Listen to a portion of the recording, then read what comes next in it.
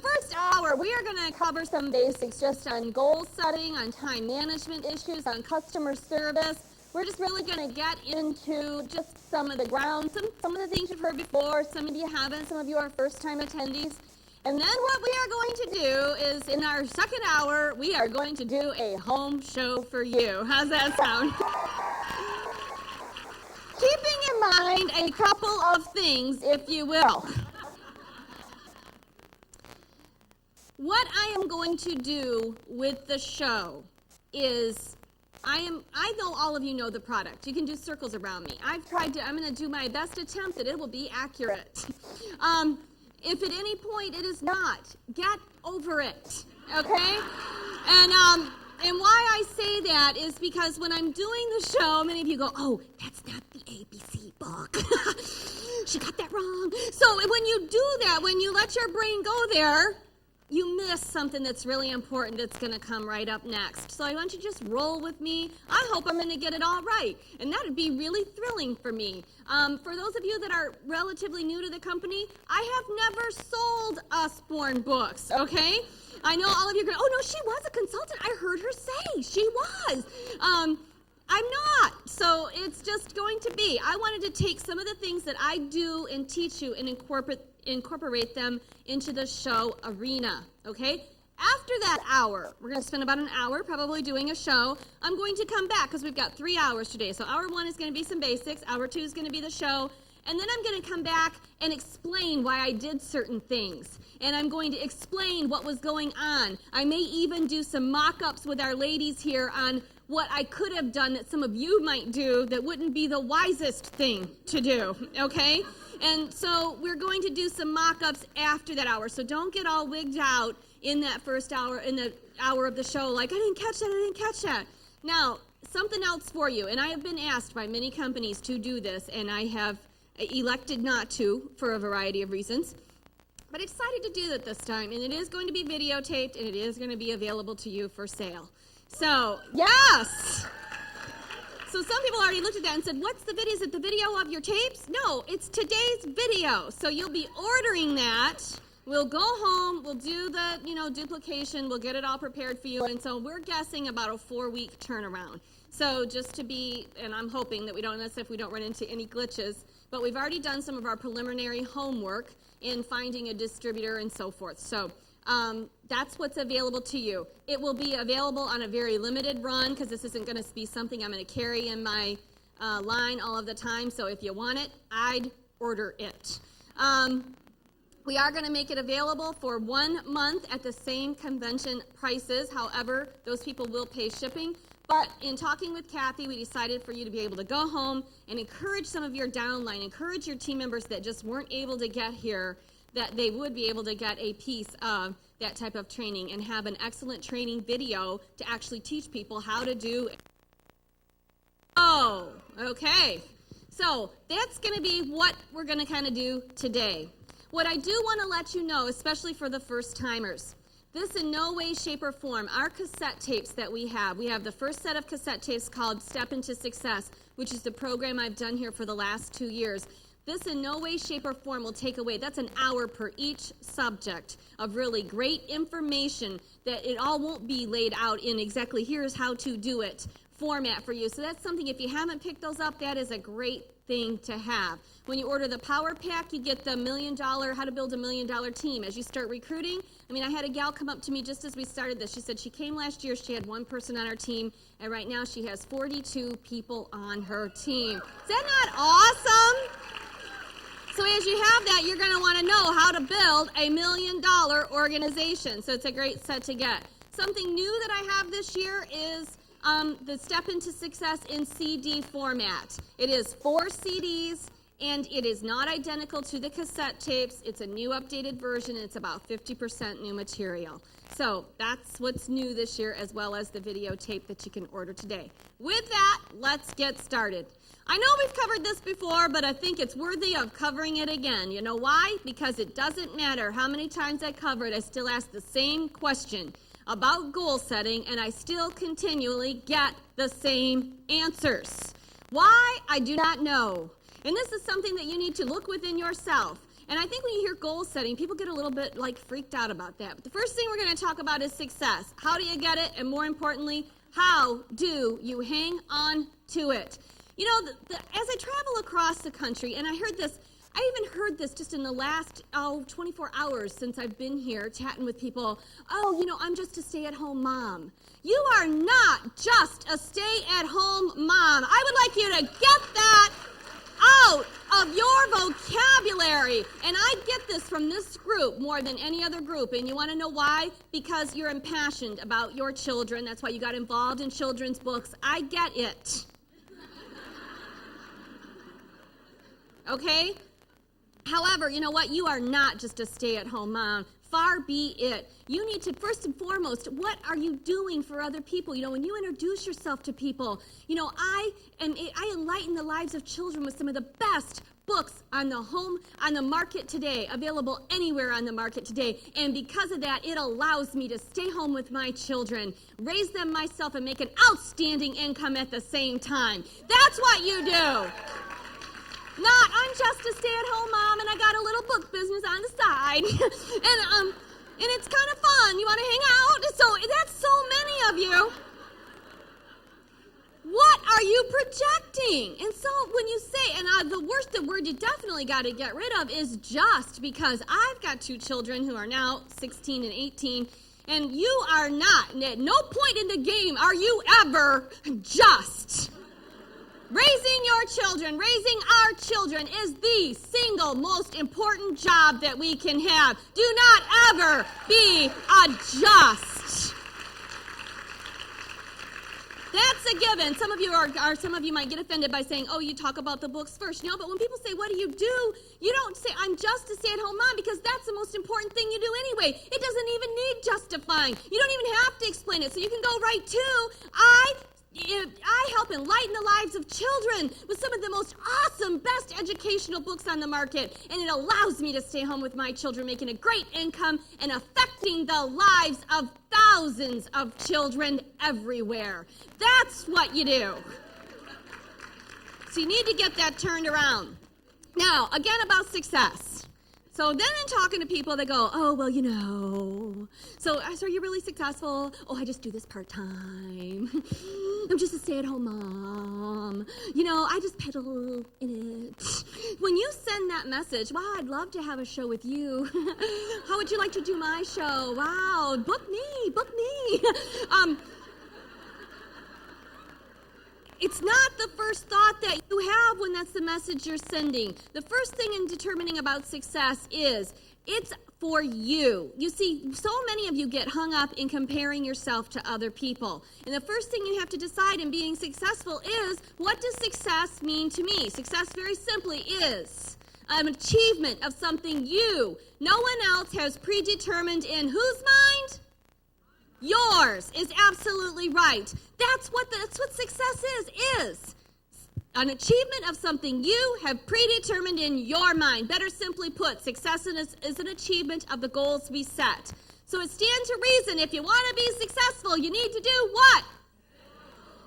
Absolutely. Now I'll ask you, how many of you have your specific goals written down and in a place where you can readily see it? Look around this room. Again, it's less than 20% of this room. It's the same answer we got last year. It's the same answer I get everywhere I go. Why? You know, I'm continually amazed. And this is where the road's going to meet the, pavement. I mean, where you guys are going to meet the pavement, meet the road today. And that is, you can't get anywhere unless you have a goal.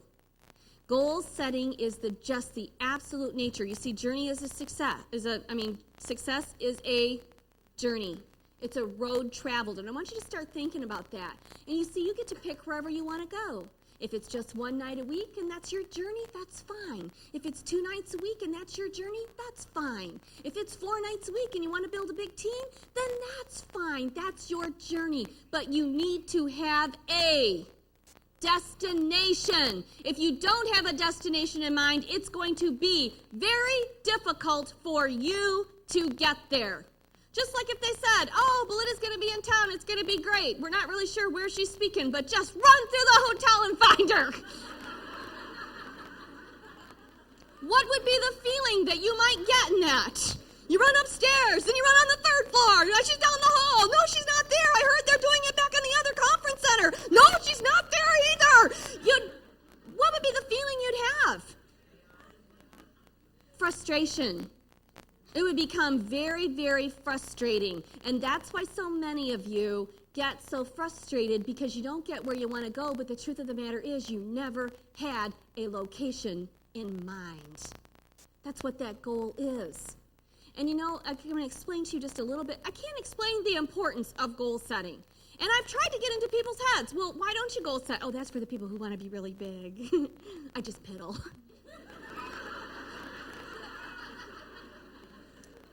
So people have this preconceived idea of, well, success is for people who want to be really big. Goals are for people who want to be really big. You can't get anywhere. I think some people don't set goals because they're afraid of not hitting them. Then what does that mean to you? I think that's the other reason that people do not set goals. But a goal is simply, and this is where I know many of you are missing the boat, because I've chatted with you. And that is, I'm going to give you a really good example. I did another national convention, and I just did my whole segment on bookings, an hour and 15 minutes on bookings. I've told every single way of which you can imagine to get a booking. And this gal walks up to me, dead serious. Hi. I have a question for you. Okay, you're smiling. Okay. She goes, it's really hard for me to get bookings. And you're looking at her thinking, I should strangle you. But you smile and you go, really? Why is that? I'm thinking, were you just totally not listening to anything I just said? That's okay. Because she's very serious. Now, that's what we're going to examine here, because many of you are very serious. She said, I said, and why is that? And she said, well, my husband works. Yeah. And he travels a lot. And I said, oh, okay. And she said, and I never know what his schedule is going to be. So I always wait to find out his schedule so that I can book my shows. And then it becomes too late, and it's very difficult for me to get the shows dated in the dates that I can book them and that I can work. So she's dead serious. And I said, well, you know what might be a great idea is for you to decide what day, how many shows would you like to hold? Well, I would just be happy if I held one a week. I said, okay, and what day of the week would you like that to be? Well, I don't know. I said, pick one. Wednesday. See, right there is a what? A goal. I said Wednesday. So then that way you tell your kids and your husband, honey, Wednesday is my show day. If it turns out you're going to be out of town, make sure you let me know so I can get a sitter. What a concept. Now, but you know what? She's dead serious, because this is the difference between people who set goals and people who don't. People who set goals make things happen. People who don't wait for things to happen. That is the single biggest difference. People who set goals make things happen. People who don't wait for things to happen. Which are you going to be? Many of you sit there and you think, oh, you need to decide right when you leave here. This is what I'd like you all to go home with, is how many nights a week do you want to work? That's the first goal. And for many of you, what day of the week is that? I sit and I pull out my schedule each month. And I say, okay, I want to work. So for me, I want to do 6 gigs a month, or 8, 6 to 8. That's my goal. And 6 is what I really want to do. So I go through, and the first thing I do is I look at that month, is there any particular dates that my children are involved in something, or that something is that I do not want to miss, okay? And this might be what many of you are going to want to do. And I block those out, or I write those in red right in my schedule. And then I look at, okay, what's feasible for me to travel? What's feasible for me to work? And I put X's in those dates. Now, I'm traveling all over, and really at companies, request, because it's their convention that's already scheduled. So I don't have quite the liberty that you do of what? choosing and picking, but the amazing thing is I kind of know when they're going to pick, so I look at those dates and X those off. I still X them off first, and you know what? 9 times out of 10, probably 95% of the time, that is the dates that get filled. That's the dates I work. It isn't that I wait to see if somebody's going to call and book me. I decide where I'm going to work first. And you know what? Every single month we do 6 to 8 shows. Every single month. And that's what many of you do. You sit and you wait to see if someone's going to call. You sit and wait to see if you're going to book a show. You need to go home in your calendar and open up, look on a monthly. The best calendars you can get is the month at a glance. It is. I have done shows forever, and those are my very favorite date books that I have. It's still the ones I use right now, that I can open it up, I can see a month at a glance. And then I sit there and, like I said, I X those out. But you need to do that. You need to look at your month and say, okay, this is this. I want to hold at least 2 shows a week. This week we're going on vacation, so I might have to book these here. I might have to do 3 this week. That's what I'm going to do for this month, and it's all going to what? Balance out. But many of you just wait and, I don't know if I'm going to get any. I didn't get any bookings in May. What a bummer. And then you don't have any. And you need to change your thinking. And you got to look at yourself, and I think it all starts with that you're just a stay-at-home mom who has some great children's books. And you need to look at yourself as you're an ambassador for the children all over. Yes, I get to pick and choose the dates I want to be home with my family, but I have a mission, and I'm going to get that mission out. And for me, it's 1 show a week. For me, it's 2 shows a week. For me, it's 3 shows a week. Whatever that may be, but mark it in that book. That's where I'm going to work. And I'm not going to do anything less. That's a goal. And for many of you that don't have that, you will still be sitting and waiting for things to happen. Now, for many of you, it's, I'd like to do book fairs. So then you might need to take goal setting just a little bit further.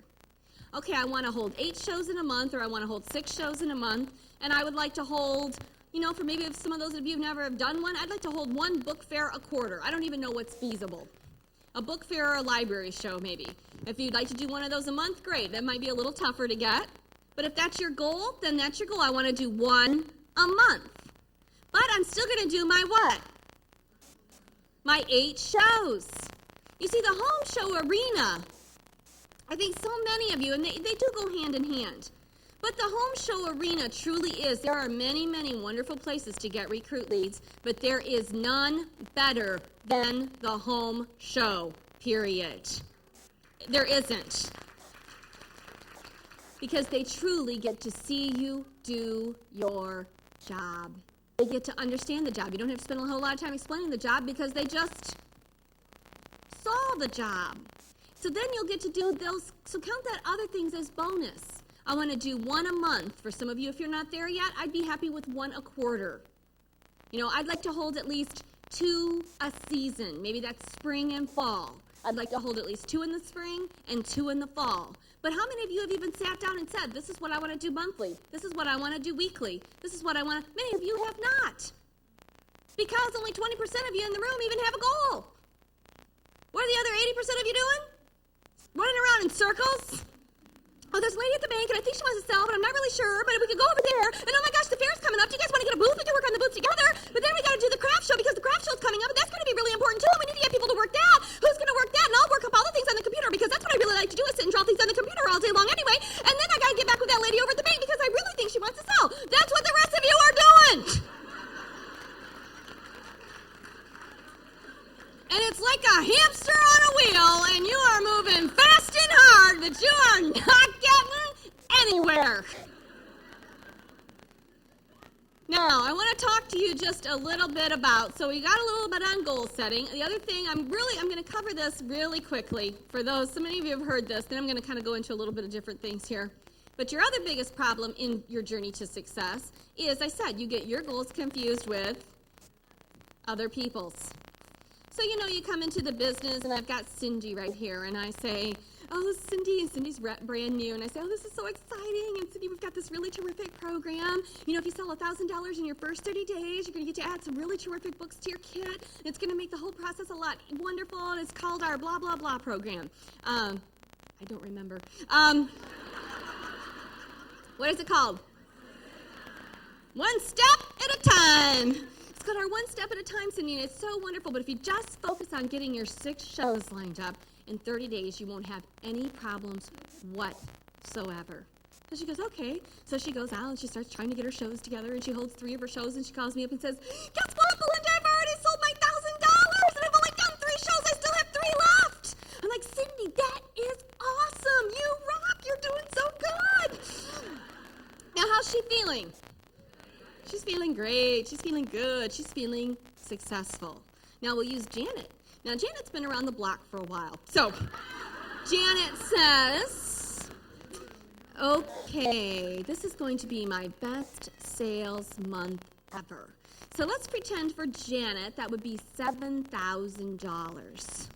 I know it's 10. I looked her up in the book. So anyways, but let's pretend it's 7, so a lot of you can relate to. So she says, okay, I'm going to beat $7,000. So she goes out, she gets her home shows lined up. Maybe she works on a couple of library shows or one book fair in there. She says, this is the month I'm going to do it. I'm going to kick my best ever. So there she goes, off she goes. At the end of the month, she sold $7,500. How do you think she's feeling? Woohoo! She's feeling hot. She's feeling successful. Now, both of those ladies are getting ready for their monthly meeting. Now, Cindy, she's just so thrilled. She goes, oh, I can't wait to tell everybody how good I am. So, she's just feeling good. And Janet, she's in the mirror going, oh, I'm going to be number 1 tonight. So she's feeling really good, too. So they get to the meeting. The manager gets up on the stage, and she says, this has been an incredible sales month.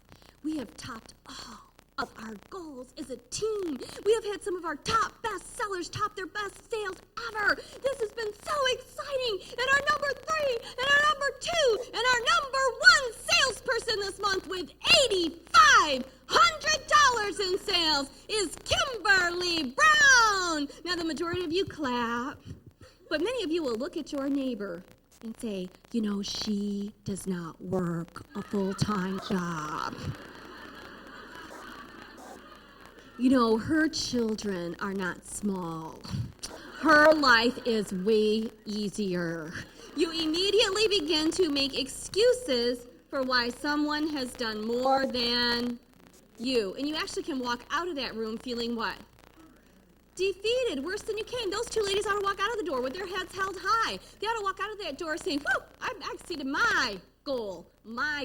Instead, Janet walks out and says, oh, I'm never going to be as good as Kimberly. You know, her husband helps her.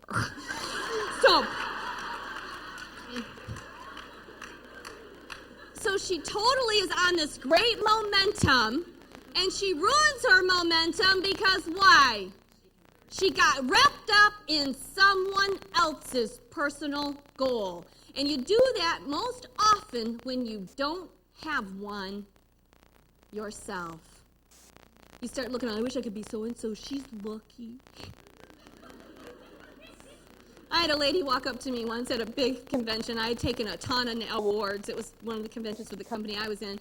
And I had taken a whole bunch of awards. And my team had taken, actually we did a sweep. We had taken almost every award. We had taken 12 out of the top 16 national positions there were to take, my organization had. So I was just, so she comes up to me and she said, you know, you're really lucky. And you hate to hear that. You just want to go, boom. So,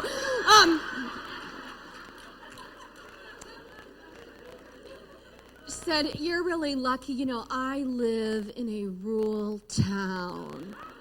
So it's really hard for me to build a team like that or to have the high sales like you experience. I'm sure you live in a big city. I said, actually, no, I live in a very small rural town. As a matter of fact, she quoted the population of her town to me. I said, I don't even know what the population of my town is. All I do know is that we don't have any red lights whatsoever. As a matter of they did not put the first red light in my town until last year, and that's the honest truth. I said, up until a few years ago, the bank was inside the grocery store. So, I don't really know what you're talking about. I said, if you want something, you set a goal for it. And you go for it. and you don't ever stop and look at any obstacles along your way. You don't ever stop and look at the economy is down. If you want more shows, you might have to come up with some creative ways to get them. If you want the same amount of sales, $8,000, maybe instead of just you were able to do, $1,000 shows before, and now you're able to do $500 shows. So you might have to work twice as much. But you want to know what? You meet as many contacts, twice as many contacts. You'll have twice as many shows booked. You'll have twice as many recruit leads. And when the economy picks back up, you'll be doing $16,000 a month in sales. And that's the truth of the matter. You see, you don't let obstacles get in your way. When I first started with this business, did I just hear a quacking noise? Oh my gosh, there's one thing about phones, but I thought, I think I hear a duck. Whatever that might be, you might want to turn that off. You might want to get rid of Mr. Ducky. Okay, so soon. Yeah. Now, when I started in this business, a lot of people always ask, oh, what's your story and where did you get started? And that is the thing too. I think in the economy, sometimes we get all wrapped up in, and I think what's been really hard about everything that happened since September 11th, people ask me, what do you see? What do you see? What's happening? What's happening? And you know what I really see, and it's what's the worst about it is we've had economic struggles before. One of the last economic depressions we had was in 91, and that is the first year that I ever did $1 million. Actually, in 90, we did our first $1 million. In 91, we did $3 million. It was the year that my group was on the biggest growth spurt it had ever been in its entire life. And I was like, I didn't even know we were having an economic problem in 91? Because I didn't know it. But what's happened in this time, and again, it goes back to the whole goal-setting thing, is more than anything, people had the economic thing going on, but they were playing wait and see. Well, we're going to wait and see what happens. And what did I explain to you in the very beginning of this? You can't play wait and see because you have no what?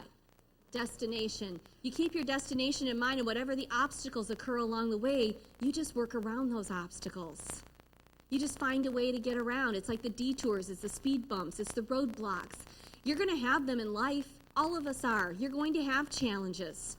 In March of this last year, actually I was in Tulsa at the time doing some work for another group, and I got a call that a tree had just fallen on my house, and I'm not home. It's storming, and a tree has fallen on my house, taken off the complete side of my house. I have 17 feet of glass that faces the lake, came crashing through that window, took off the side of my house, proceeded to land in the driveway, and totaled my car.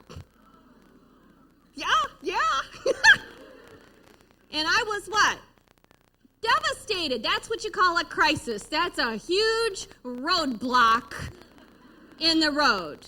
And you know what? If I hadn't had my goals written down, because for several days I had to get really engrossed in getting the insurance on the phone, getting the insurance company out, getting an estimate. Then they had to have estimates from everybody, from the roofing people to the window people to the siding people to the car people to the blah, blah, blah, blah, blah. Well, I put up with this till I realized I haven't even spent any time on my business. Till I finally called my insurance company and said, you know what? I want to know what you are going to do for me because right now, or what is my salary going to be because right now I work for you part-time. So I'd like to know what you plan on paying me for my job because I already have a job. And you guys can step up to the plate here anytime and start doing what I pay for my insurance for. Oh, we're really sorry, Mrs. Elsworth. Okay, we're going to get on that. But you know what? It took a couple of those days till I realized I'm not letting this crisis totally take over me, my life. I got a business to run. I've got a job to do. And you have a job to do. And that's totally enhancing the lives of children everywhere. You should wake up in a day and go, how many am I going to reach today? Do you know how excited you would be? Do you know how excited you would be if you woke up every day saying, oh, I've got the awesome privilege of totally affecting children's lives everywhere. How many am I going to affect today? And that can be with your children doing errands. When I first got into this business, the first time I got in the business, I was 18. I was a terrible recruit. But I did my shows. I did my 2 shows a week because that's what I could fit into my schedule. I did my 2 shows a week. The only days I could do them were Monday and Tuesday. I did shows Monday and Tuesday, every single Monday and Tuesday, for almost 18 months. 18 months to 2 years. Then I was proceeded to try to become a rock star. So I was playing in bands and doing my thing, and then I got married along the way. I had my daughter along the way, and then about at the age of, I had her when I was 23, I decided, rock star is not necessarily in the future plan. So maybe I should come up with another plan. So I thought, I'll go back to doing direct sales because that's going to allow me to stay home with her. I already know how to do it. I know I can do it. I know that I carried one of the highest show averages already. So that's when I got really serious. So that's what I need to explain to you now. Also at that time, so I'm doing my shows. I've been married now almost 2 years. And when we got married, we moved into this house that it was a dump, and because it was on a lake, and it was just totally falling apart. It had no walls, no flooring. I'm not making jokes. And the electricity was hanging like this from the walls. But I thought, I can really make this into something. What I didn't understand at 21 was it cost a lot of money. So I had great vision for how it was going to look, just not the wherewithal on how to do it. Suddenly, I realized after marrying my husband that he had a ton of debt that he did not inform me of. So, wasn't that special. And, so, because I went right from living at my mom and dad's house, which is where I did direct sales first, to living in this. Now I'm a homeowner. I've got a new baby girl. We've got a ton of debt. I've got a house that's a pits, and I hate for anybody to look at. And I gotta get out there and make it happen. So now instead of holding 2 shows a week, I'm thinking, what? I can hold as many as I want. That's right. So the first goal was 4. I'm going to do 4 a week all of the time. And you know what? I built that right up to 4 shows a week. Then I was able to take that, and I was able to do 6 shows a week when I really needed to. And you want to know what? Within a year, I had all of that previous debt completely wiped out. I did. Within just a couple of years, I was able to. And you know what? It's because my goal was, and that's what you have to look at. I still do this to this day, and I know I've shared this with you, but it will help you so much, is name your shows. You know, like figure out, okay, how much money do I need to make? Like, what are your responsibilities? Are they the car payment's my responsibility, the kids' tuition is my responsibility? Maybe those are your 2 responsibilities, okay? Now, that means I need to make $800 a month, let's say. So that's averaging what? 2 shows a week. Now, there might be a special dress you want to get, or there's something special you want to get for your home, and that's going to cost an extra what? $100 or $200. Oh, I want that dress so bad. I want to wear that to convention. So I just need to hold 2 extra shows this month. And you label them. Here's first my 8. You label them 1, 2, 3, 4, 5, 6, 7, 8. Then you put star shows. And you write dress. Right in the box, I promise you. And you want to know what? See, that's goal setting right there. It's just another form of goal setting. And you write in there, dress. And when you go do that show, this is you.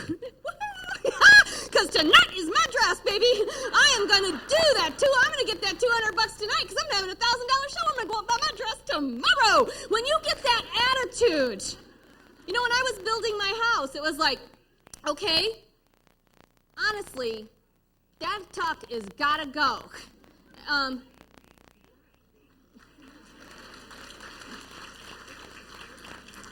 Whatever you got to do.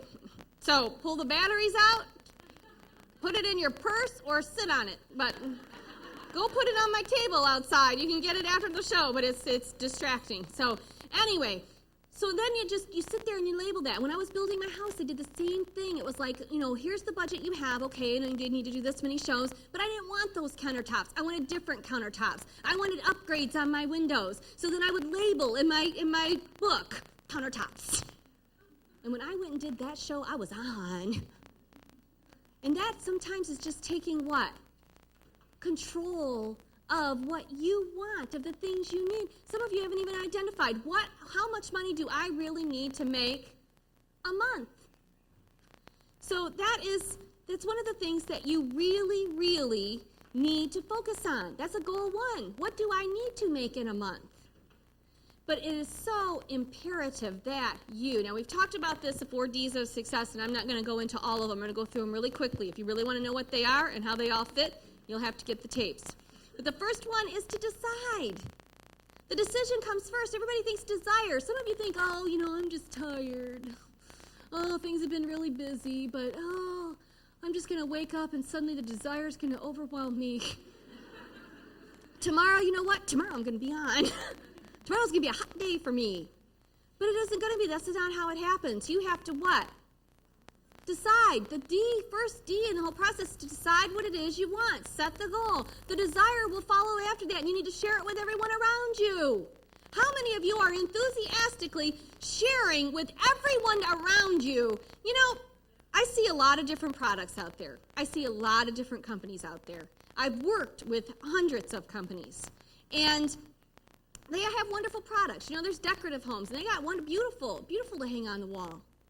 But and I'm not saying, don't leave here and say, she endorsed this, but I do have to tell you this. And it is one, because I don't get wrapped up, there's like 5 or different decorating companies I work with. But anytime I run into anybody who has children, this is me now, I ask them, have you heard of Usborne books? Because they are the single best educational books on the market today. I'm doing that on a regular basis because I know that people out there that also support the direct sales industry with all these other companies are continually looking for not a different job, but how can I affect my own children? And I have to ask you, that's what I'm doing. I was on the phone the other day with a consultant, and I said, I'm doing it for Usborne Books. Are you familiar with that? I didn't even know. She goes, you know what? I heard you talk about that somewhere. I think it was in Washington. And so I checked it out, and I just bought a bunch of those for my granddaughter. They are the most awesome books anywhere. And I said, absolutely. But I challenge you, are you doing that on a daily basis? Are you getting up and saying, who am I going to reach today? Who have I informed about these wonderful books? How many lives have I affected? I don't know, because somebody wake up, I'm just a stay-at-home mom. I'm just sitting here, and I'm going to wait for my door to ring. I'm going to wait for someone to email me today. No, it doesn't happen that way. But I know that you have control. If you're in a financial situation or if you need to make things happen, there is no better business. I have dedicated my entire life to the direct sales industry. I don't care what product you sell, because people sell what they're passionate about. And I always say, everybody says, what program works better? I'll tell you what program works better. I get asked that all the time. They all work if you work the program. And that's what counts the most, are you out there working the program you have? But you know what? You get to make it happen. You get to decide how much you want to work, how much you want to make. But for many of you, you haven't even determined it. Now, very quickly, so the second D is desire. The third D is the details. Daily list of things to do. And the fourth D is you will reach your destination. Now, those are the 4 Ds. And if you follow them just in that pattern, laid out just like I gave you, you will see success every single time. So it's decide what it is you want. Get really excited about it. The desire will build. Follow through with the daily details, daily lists of things to do. Now, how many of you make daily lists of things to do? Oh my gosh, 90% of you. 90% of you are making lists while only 20% of you have a goal. What in the world are the rest of you making lists about? It's a really good question that one should ask themselves. So very, very quickly, I'm going to talk to you a little bit about list making, and I'm going to talk to you about, I know we've talked about this before with the Power Hour, but I can't tell you how many people came up to me and said, it works. I've started implementing the Power Hour. So for those of you that are new, we're going to cover it again. For those of you that heard it last year and it went right over your head, we're going to dig it in again. So what is the Power Hour? It is simply taking 1 hour of your day. You divide it into 4 subjects, giving each of them 15 minutes of your undivided attention. 15 minutes of your undivided attention. Now, 15 minutes isn't very long, is it? Nope. But you have to do it for 15 minutes, no matter what. That's key. That's the key integral part. Now, the best way I still do this, it's the way I like to organize my desk and everything is that it's a really cheap way to do it. Get yourself 4 manila folders and label your manila folder. So what might those 4 topics be? I'm going to make 15 minutes worth of booking lead calls in a day, no matter what. I'm going to make 15 minutes worth of recruiting lead calls in a day, no matter what. I'm going to make 15 minutes worth of customer service calls in a day, no matter what. Your last one could be, I'm going to touch base with some people on my team. If you don't have anybody on your team, then I'm going to do something for personal development and growth for myself. I'm going to read an article out of a magazine. I'm going to listen to a tape. I'm going to read a chapter out of a book, something that's going to increase my personal growth and development. Now, in doing this, it's amazing because so many people, you have booking leads, you're out and about, you give out a catalog, you get out of a new flyer of new book specials, and you hand that out, but then you come home and you do what? Nothing. You wait is absolutely right. But you need to do what? Follow up. You know, if you give out a catalog and you don't follow up, you might as well have taken the catalog and thrown it in the garbage can. Now, some of you say that's really harsh, but that's the truth. Because what's the life cycle of a catalog? People get it, they look at it, they probably circle things that they would really like to buy. I do that. I do that with Pottery Barn. I do it with Chadwick's. That's a big mail order catalog I get. And I even called Chadwick's up and said, you know what, you guys really should implement a follow-up service because I always circle things in red, but if you called me and said, is there anything we can help you with, I'd probably go grab my book and order. But I don't, and I end up throwing it in the trash because it makes it from my kitchen counter, circled in red, to the living room where the magazines are piled up. It stays there for about a month or so till the magazines really start to pile up, and then it goes in the trash. That's your catalog too. That's your flyers. That's your things. You hate to think it, but it is. And you know what he said to me? Oh, that's really nice. Is there something you wanted today? Totally went over his head. You need to go home and write that in your folder. So in your separate folders, you have separate lists of things to do. Then you have your folder. So if you're out and about and you give out and somebody says, oh, do you have a business card? Then I can call you back. Oh, yeah, here's my card right here. Go home and stick that in your folder and write, call lady back, met in grocery store. Call lady back in 2 days, I met at the bank. Oh, hi, I met you at the bank, and I just wanted to see if you got a chance to look at my catalog. I did. Well, you know what I'd love to do is just come by and show you some of these in person. That's how you get what? Bookings, more leads. The third area, though, is the customer service area. And this is the area where I know you guys are not following up. It's the area with most companies that I work with. It's their little what? Achilles heel. Because people are so busy out there trying to get new bookings, trying to get new shows, trying to get new people interested, they what? Forget about the people that they've already ordered, that they've already what? They've already sold something to that people are excited about. They got home and they're excited about it. Now, you know, customer service, a lot of times when you hear customer service, people think what? Problems, returns.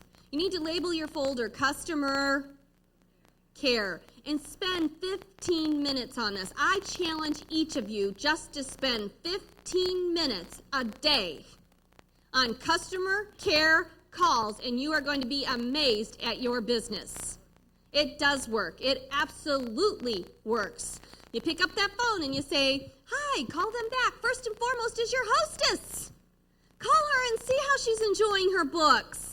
You know, your order came in. How are you enjoying that? Which is your son's favorite? I love to always write down my hostess and what their favorite book ended up being so that you keep a little journal of favorite books so that you can share that at other shows. You know, our single most popular item, or the one that I find is the favorite that I give away free, is so that people go, oh, they got that free. Oh, wow. So then you just call her up. I'm just checking. She goes, oh, my son loves the blah, blah, blah. You know, that is so great. Well, you know what, Cindy? Oh, my gosh, I love that one, too. But you know what? You just purchased one, I think, out of that series, didn't you, out of our phonics series. We've got like 8 in that series.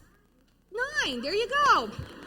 That's where you are not supposed to correct me. So, we've got 9 in that series. And she says, oh, you're kidding. I totally forgot about that. So we've got this one and we've got this one. How would you like me if your son, that's his favorite? How would you like to order a couple more of those, Cindy? You know what? I would. But if you don't know that, you're not going to know what the favorites are. You're not going to know to call her back. And if you have a good customer, you should pick what is a good customer for you. Is it somebody who spends? Pick the threshold, and all of you, it might be different. But it would be nice to sort of get a general standard here. Is a good customer a $50 customer? If somebody spends $50 at your show, are you pretty darn pleased with that? Or is that pretty average? Okay, you're pretty pleased with that. Maybe it's 40 as your threshold then. But you pick, what do I consider a good customer? And anybody that spends that amount or over goes into my active customer file. And do not put this alphabetically or any other way. Get yourself, the best thing is a Rolodex. Like, not a Rolodex where it rolls, but a card box like a Rolodex. And you put January, February, March, April, May, so on and so on. And so you put people when you meet them. You know, I met that lady at that show, and she spent $59 at that show. So she's going to be a good customer. So I write on her card the titles that she bought, and I put them, and she ordered in January. I think I'll give her a call in March. So I move her name to March. So when March rolls around and you start filling this in, so you'll just start having, then in March I might either call her or email. You can do things every other time if you don't want to make calls all the time, but don't make emails all the time. You need personal contact. So you might want to alternate. 1 month I might do a general email to everybody. The next month I might phone, and you'll put a little list on there. But then you move them to the next slot. When April rolls around, you pick up your April cards and you see, oh, I've got 30 in there, I've got 100 in there. That means I'm going to divide it out and I'm going to make how many a day? 15 minutes would take me what? How many ever calls? And you just work your way through them throughout the month. You say, how are you doing? Oh, I know you loved our blah, blah, blah. Well, we just added a new one to that series. We just added a new puzzle book to our series. We just added a new search and find book to our series. We've just added to our encyclopedia series, and I know that you've gotten all of them, and you're definitely going to want to add this one to your collection. How many of you even know that about your customers?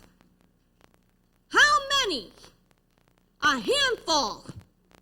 That says something within itself because you really haven't identified. And if you, right here, you're seeing people, you're affecting people's lives, do you think they don't ever want to order from you again? Of course not. And then you guys get all indignant when they show up in a meeting with somebody else. Oh, she was my best customer. Well, how many times did you ever call her back? None. But she was mine. She came to my show first. I never called her. I never gave her the time of the day. I never emailed her again. I never told her how much I appreciated it, but she ought to be mine. And that's how some of you view that, and it's extremely, extremely imperative. If you make these calls, like let's pretend that Rebecca has a show, okay? So Rebecca is my hostess, and she invites Leanne, okay? Now, Leanne's her new neighbor. And she doesn't really know Leanne very well, but she thinks, I probably ought to invite her. Well, Leanne gets the invite in the mail, and she says, oh my gosh, I'm invited to this Rebecca's show, and I don't really know her, but I should go because she's my new neighbor. Cindy, go with me. So she calls up her friend Cindy and says, go with me. And Cindy goes, okay. So Cindy goes to the show, and she just gets whacked out. I mean, she spends $100 on books. She's whacked, okay? Yeah. Now, that has happened, right? Now, what is the likelihood that I'm ever going to run into Cindy again? This much. Because even if Rebecca ever does have another show, she may or may not invite Leanne because now it's 6 months later and she doesn't even really like her. So, or if she does like her and she invites her, she knows all the neighbors now, and Leanne doesn't feel the need for a security blanket in inviting who?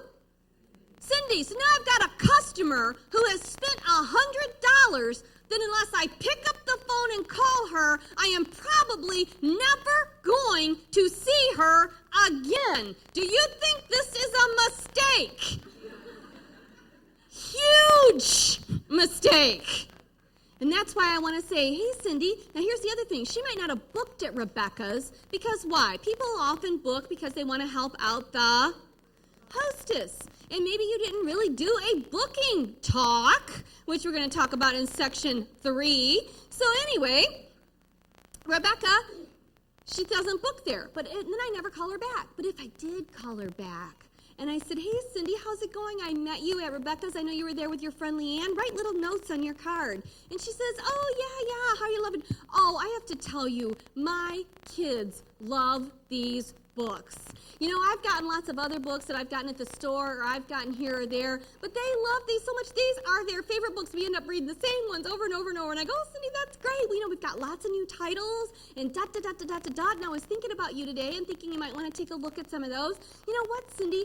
You got $100 that night. Honestly, if you just had a few of your friends over, you could walk away with $100 more and you could get them absolutely free. You're kidding. Because she wasn't what? Paying attention that night. She wasn't listening. And she goes, you know what? That might be a good idea, because not only that, Cindy, but you'll be doing your best friends a favor, because you'll be allowing them to get the best books available for their children. And you're going to be the one responsible for that. How awesome is that? You know what? I never thought about it that way. Okay, let's do it. Okay. So, that's how you get what? Bookings. And then Cindy says to me, which she never indicated to me whatsoever that night, she says to me, you know what? Honestly, my son loves this so much, I haven't stopped thinking about doing this since I met you that night. You have no indication of that. You have no idea of that. But now she's telling me you've got recruit leads out there that you guys have totally let fall through the cracks because you simply haven't followed up. Right now, you guys are on a roll. I mean, I've heard the statistics from Randall. You're up 67% in sales. You're up 100% in recruiting. You are impacting people right now. You're on a roll. You're making things happen. You have a what? Momentum. Momentum is the key. And whenever you get momentum going, you do not crush momentum. You know, I just don't want to do one more show. You say, oh, gosh, I can't do this one, but a girl on my team will help you out and do that one. Figure it out, but you don't turn away what? Business when you start getting on a roll. So right now you've got all these customers out there that are 67% up that are being exposed to your books, but are you taking advantage of getting 67% extra in sales every single month over and above the shows you're currently holding? You could be. How awesome would that be? You know, for me, I didn't have a consumable product. So my first 8 years was crystal. I was passionate about crystal. You want to know what? Still am. When I walk into a gift shop, that's where I go. The glass section, that's what I'm drawn to. That's what just totally makes me feel all good. If you go through my house, I've got lots of wonderful, beautiful pieces of glass I've gotten from different countries and everywhere else. That's my thing still. You see what I'm saying? But people don't drink out of their wine glass, throw it up against the wall, and go, oh, I need to get another set of those. No, they have these for like 30 years even. But I still sold $1,000 to $2,000 every single month in outside orders. I'd have a $2,000 month on top of my $7,000 month of doing my shows.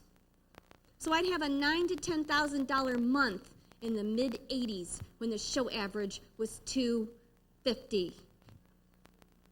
So you get to decide what you want to do. That's what I love about this business. You get to decide how much you want to work. You get to decide how much money you want to make. But for many of you, you haven't even identified it, so it's going to be really tough to make it when you haven't even set a goal.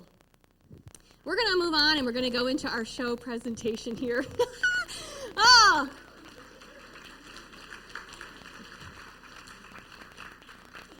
I have to tell you, I'll be really honest, and this is good for you to know. I'm nervous. What I'd like to do right now is to welcome our hostess and her guest. Actually, not her guest yet. But Tammy, come on up here. Tammy's going to be, yay, woohoo! Tammy's my hostess. And she's going to have some guests arriving, so all of you can just come on and make your way in, and we're going to roll with this thing. How's that sound? Say yeah. Okay.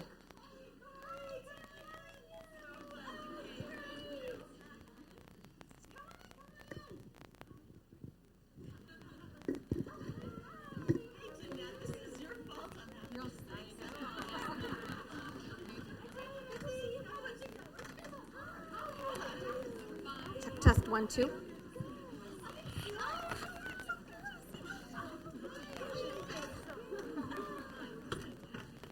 Now, obviously, oh, go ahead. very much about her, so I'm just going to let her go ahead and take the picture. Okay, great.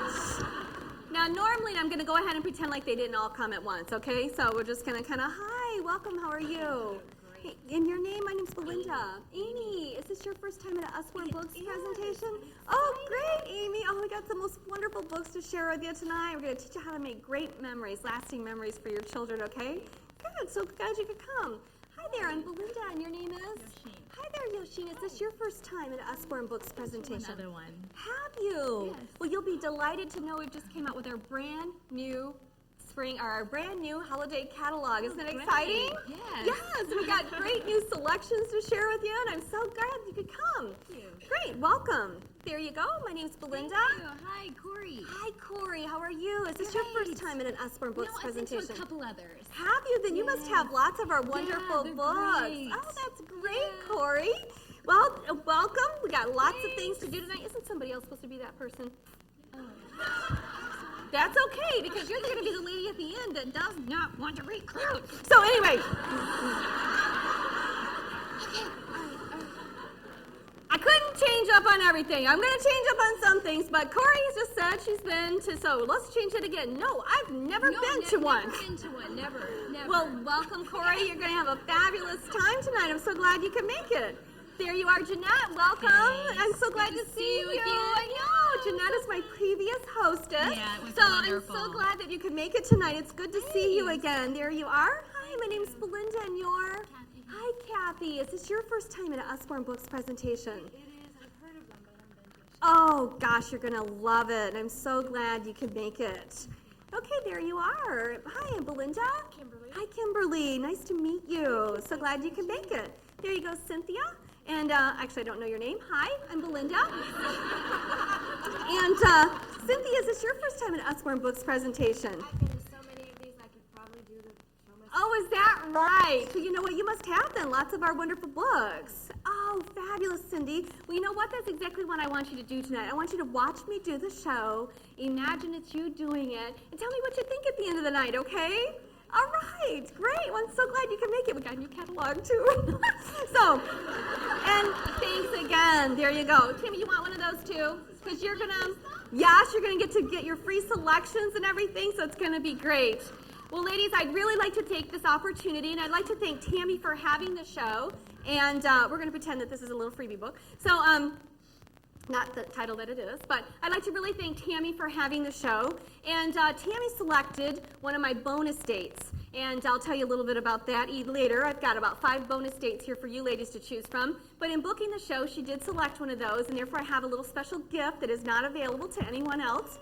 To our customers, our hostesses, you're so welcome. Thank you so much. Well, ladies, I'd like to take this moment and introduce myself. My name is Belinda, and I'm going to be doing the show this evening. Quick show of hands again. I know I introduced myself and kind of asked you, but quick show of hands. How many of you have never been to an Usborne Books presentation before? Great. Well, let me tell you what, ladies, you are in for a very special treat. We're going to show you how to create lasting memories with your children. We're going to show you how to help your children to learn to read and enjoy reading and to make it exciting and to make it fun. And most importantly, we are going to share with you some of the best educational books on the market today. As a matter of fact, you're going to fall in love with so many of our wonderful selections. We have over 1,200, and I'm just going to be showing you a small, isn't that amazing? But I'm just going to be showing you a small sampling of those tonight. But you really are going to fall in love with so many that your biggest dilemma is going to be which ones to choose. And when you find yourself in that situation, the very best way to take care of it is simply by having your own show and walking away with some of those items absolutely free. We find that half the people in our audience end up dating their own show.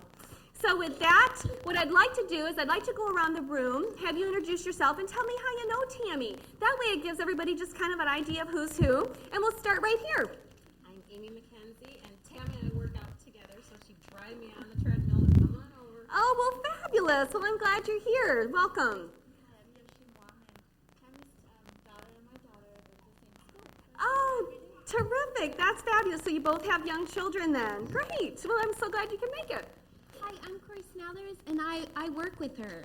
Oh, great. And where do you guys work? We work at a dental office. Do you? Great. I bet you there's several ladies in the dental office then, huh? Yeah, Great. Well, that would be a great way to get some of those ladies together, too. Super. Hi, I'm Jeanette, and I had a party that she's booked from, and we met at church. We're Oh, the same that's church. great. That's super. Jeanette, tell them about your show. Tell them about how much fun you had. Oh, I had a great show. I had a list like $400 of things I want because I homeschool, and I got $100 free. I got the internet-linked reference set and the Mouse About the House, and about $100 half price. So I got $200 for $50, and I'm not done yet. So. Isn't that exciting, ladies? That's just really a small sampling of what is available and just having. And you had no more than what we have here, did you? Oh no, I had a great show, and I had plenty of people, but I want to do it again. Okay, great. All right. I'm Kathy, and Tammy and I went to high school together, so we're reminiscing here. Oh, that's great. Now, in your mind, this is where you go, and you will book a show. So, best friends, sisters, they're always good. Okay.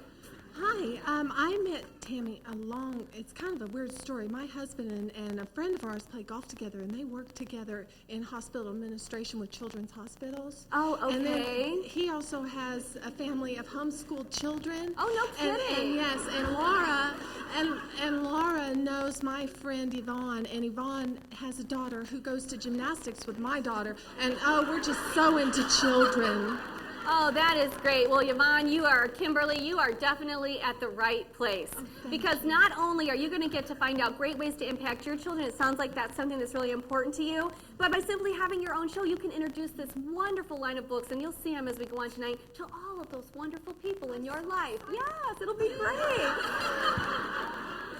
Hi, I'm Cynthia, and I'm just her sister. Oh, there you go.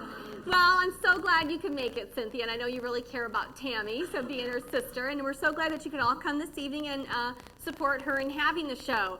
What I'd like to do right now is so that I can best service you, is just get an idea of what age bracket your children are in. Like, how many of you have infant to 2-year-olds? Okay, great. And then we got like 2 to 4-year-olds, or 3 to 5-year-olds, let's say. Okay, great. And then how about 4 to 7-year-olds? And then how about 8 to 12-year-olds? All righty. And we got any teenagers in the room? Okay, super. I have 2 teenagers too. You know, I've been doing Usborne books now for about 8 years, so my kids have grown up with them. And I absolutely love selling the books. They're just an absolutely wonderful way. It attracted me in the very beginning was I got to be home with my kids, and now I've grown up with my kids. I got to impact them, but the bonus was I never really realized the thousands of other children's lives that I was really going to be able to impact. And you get to make a great income and set your own hours, so it's really wonderful. What I want to do right now is tell you just a little bit about Usborne in general, because many of you have never been, so you're a little bit unfamiliar. But the books themselves, ladies, are absolutely wonderful. They're designed in a very special way graphically to really draw children into the books. So many other books, you know, there might be just a fun, quick little story and then it's overdone. But these are bursting with bright colors, especially for the younger children. They use all the primary colors because that's really what draws their vision and their focal vision into the books. So they use a lot of bright colors. They're bursting with activity, which makes kids want to see everything on the page, and it really wants them to be able to, read those books and get involved with them. The other thing that we use that I think is so wonderful is that we use a continued theme with a lot of our books.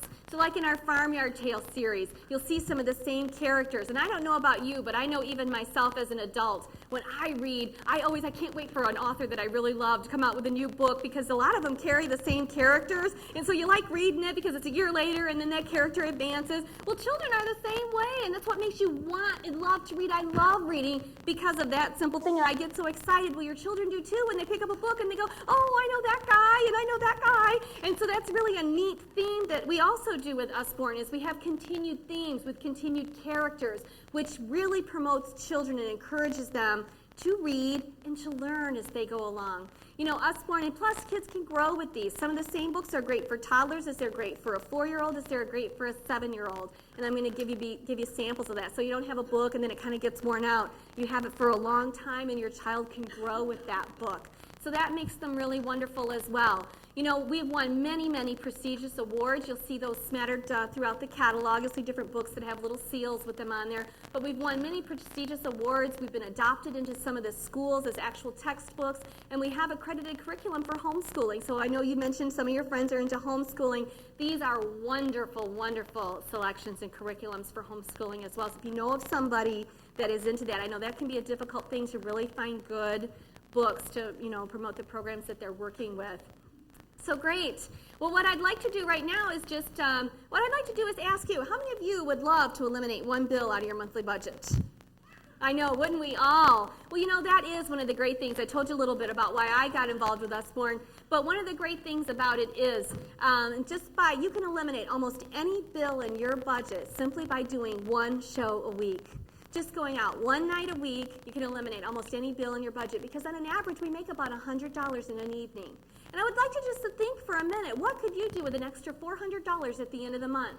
$400 could be a car payment for you. $400 could be the money you've been trying to set aside for either your private schooling or your child's college education. $400 might allow you to start doing some of those fix-up on your home. I know it's summer and we like to get out and start doing that, or new furniture and new appliances. Just some extra money for yourself. So, ladies, what I'd like you to do is just watch me do the show tonight and see how easy, see how fun it is. And if you would just like an information packet to take home with you this evening, I'd be more than happy to send you home with one, okay? Great. Why don't we get right into it and start showing you some of the books. So.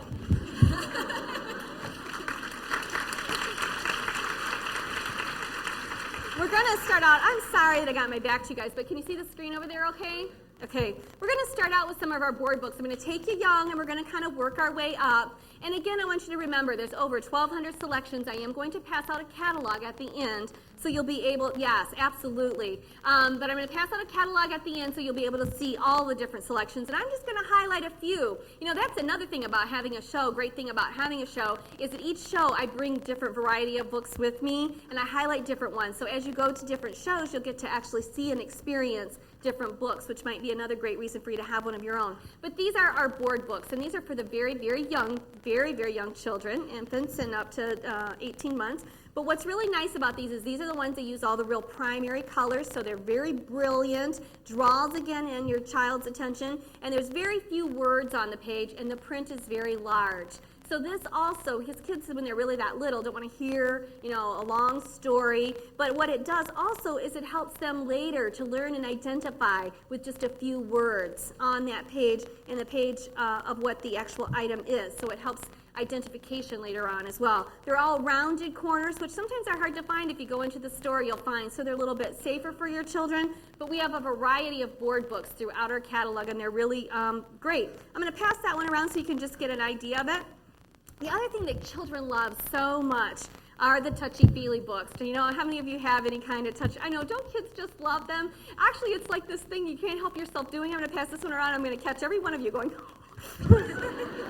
So, and it really is the truth. But the other great thing about our touchy-feely books is they also use, this is another great thing that Usborne does, is they use the same dialogue. It's like repetition, and that also helps promote early reading, because as kids go over, you know, they continue to see the same sentence over. That's not my cat. And then on the next page, that's not my cat. He's too, whatever he is. So, it's too smooth, and then they get to feel of that page. So they're learning the identification of, it's not just a, see, a lot of touchy-feely books are you turn the page, oh, Pat the bunny. And it doesn't really, I can't believe I said that, but that's the only one that happened to come to my mind, so many of you are familiar with that. But it really doesn't teach anything about that surface, where here it talks about it's too smooth, and you got a really nice smooth surface. So again, all of our books, they're fun, but they all promote learning, even at an early age, and they make learning fun, which causes your kids to really want to get involved, be involved in the books, but at the same time, they're retaining so much wonderful information. I'm going to pass that one around just so you can get a good idea of that one. Now, one of my personal favorites, and I know it's a big favorite of many, many, many of our customers, is There's a Mouse About the House. Now, what's so great about this book, and we have a variety of these in our catalog, ladies, they're called slot books, and they're really neat, and they're really different, but they got this little mouse right here, and he's really cute, and see, when kids, This is the thing with children. If you can draw them in so that they have an activity to do, they want to be involved with the book, which then again promotes reading. You know, it's a proven statistic that if mothers and fathers, if families read to their children 20 minutes a day, it actually has been proven that their schoolwork is much better, that those kids get along better and do much better in life. So reading is a really fundamental tool that you want to be able to do. But this one is so fun because the little mouse slides through there, and then he goes on a little adventure, and then he goes to the next page, and your children can follow the little arrows, and they're reading the book. As you can see, big print, it's beautiful colors, and then they get to follow the little mouse through the whole book, which is really exciting. Then at the end it says, he pops right out at the end of the book and it says, let's do it again. And that's exactly what they want to do. Isn't that cute? And that's exactly what they want to do every single time. They'll be like, you'll be sitting there going, okay, where is this mouse going again? But you'll be so thrilled because you know that your children are loving it and they get involved with it. We've got kind of a newer one here, and I really like this one because this is great for the little ones. But this is another great slot book. So we've got several, and you'll find them in the catalog. But what I love about this one, this is a Magic Dolly and Ted's Magic Carpet Ride. And what I love about this one is, again, it's fun. They get to participate, but it's teaching opposites. So that's another really neat thing because they go and they really want to be outside. Then it's too cold, so they really want to go somewhere warm. Then it's too warm, so they want to go somewhere, it's too loud, they want to go somewhere a little quieter. So this one is really another great, terrific book. It involves your children, but at the same time, it's teaching them a fundamental basic of opposites. So that's what all of our books are designed to do. That's why I truly believe, honestly, when I say, I know you think, oh, she sells a book, so yeah, of course she's going to say that. But that was what drew me to the books. And my kids now are a little bit older.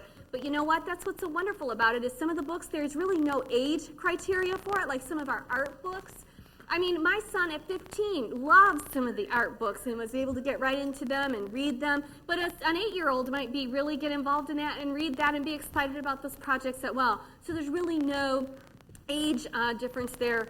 Now the next one, another one really quick, is our little board books. These are so cute. Can you know how your kids, like little kids, some of you I know have smaller kids, but the other thing to think about is books is the very best gift you can also buy. And I know many of you have to buy for birthdays, for nieces, nephews, your best friends, some of their children.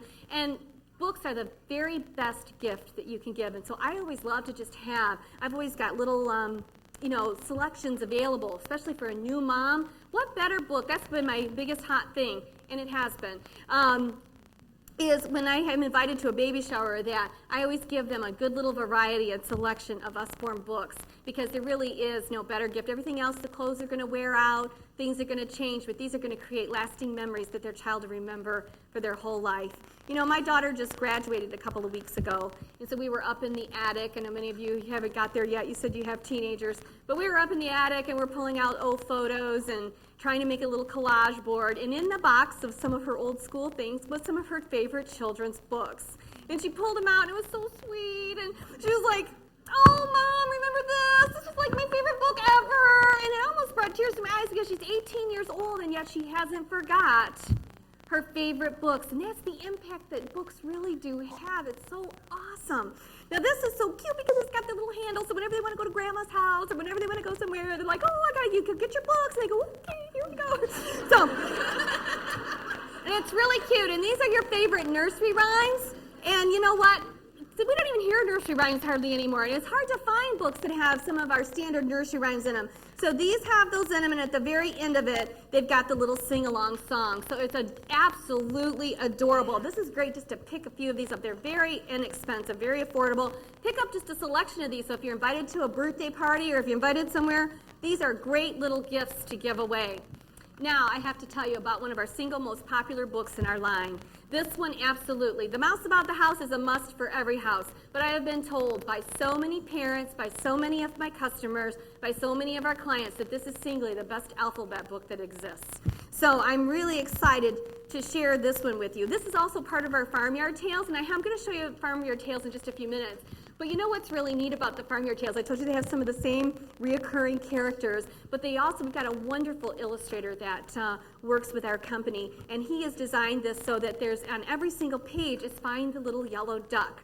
So I know it's adorable. So It is. It's so neat. And so what kids do is they'll pick it up, and immediately that's what they'll start looking, and they know that, and they get familiar with, oh, this is another book where I find the yellow duck. And so that makes it really, again, makes kids want to do what? Read.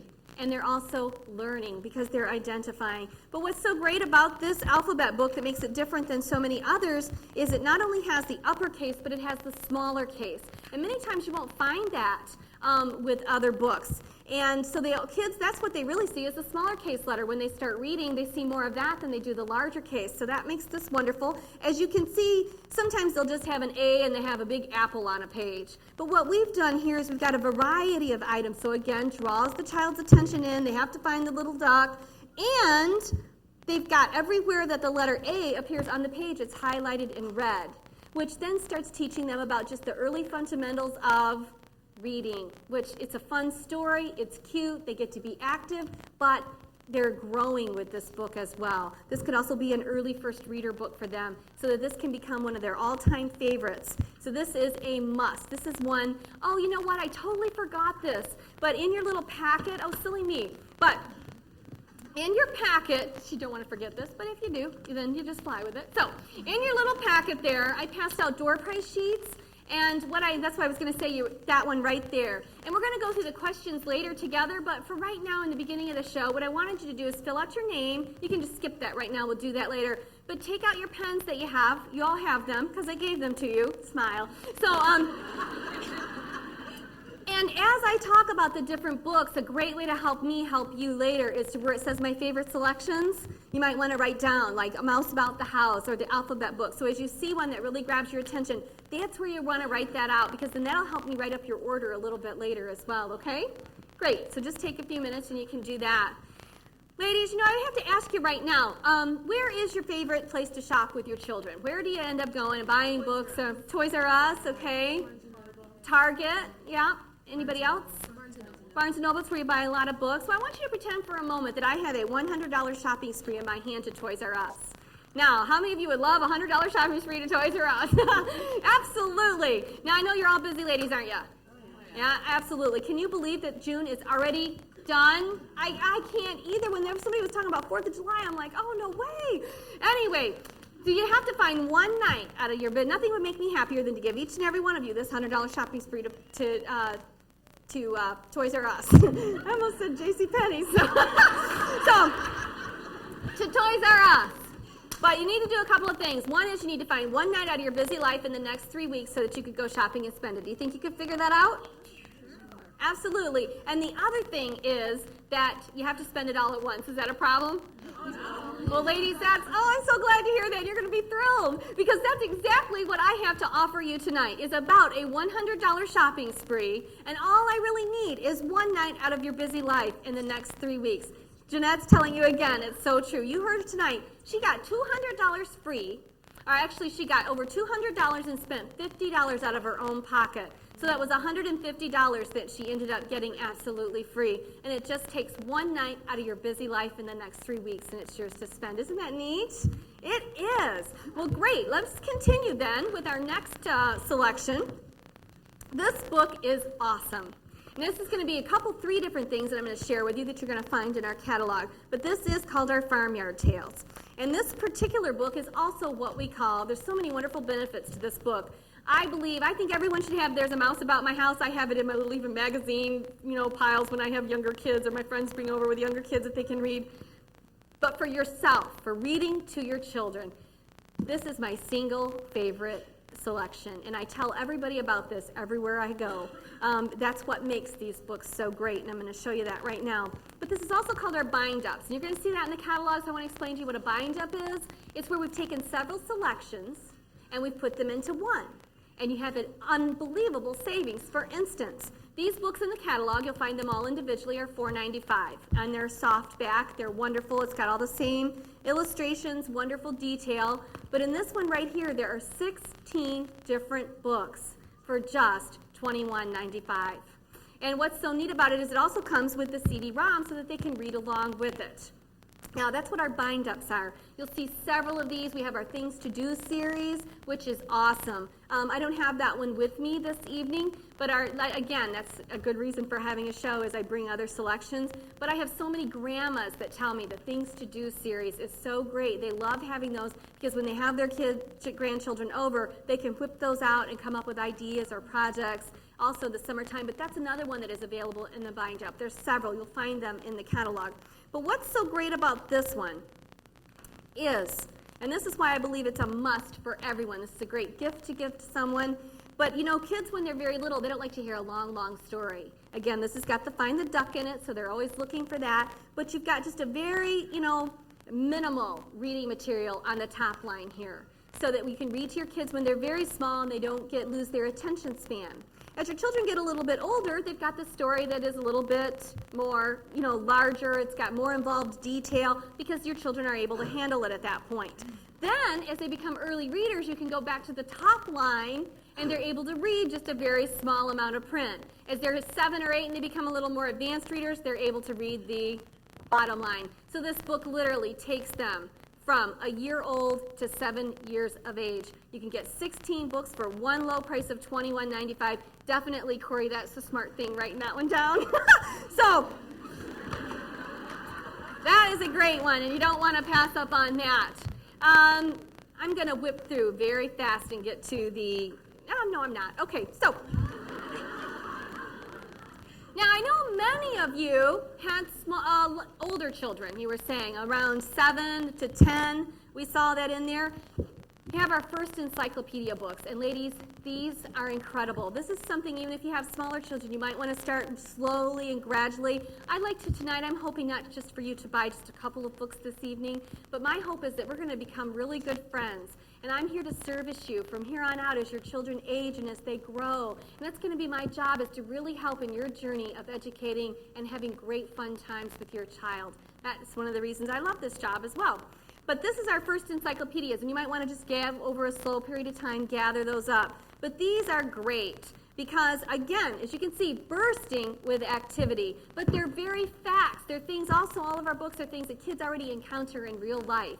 But these are great factual books which causes kids to remember. When something is fun, they remember. Like if you just get a regular encyclopedia, it's got no bright colors to draw them in, it's just factual, kids become really disinterested and they become bored. These are the same great facts that they're going to need that's going to help them with their schoolwork, that it's going to help them on projects. My children still refer back to these particular items when I was at a show recently, and one of the women there, we have one on the human body, and she was at the show, and she was sitting there, and she was looking at it, and they started talking about, so-and-so just had an operation, and I had no idea where that was. That's right here. As we age, it was so funny. And so she's looking through the book and going, that's what's wrong with her, blah, blah, blah.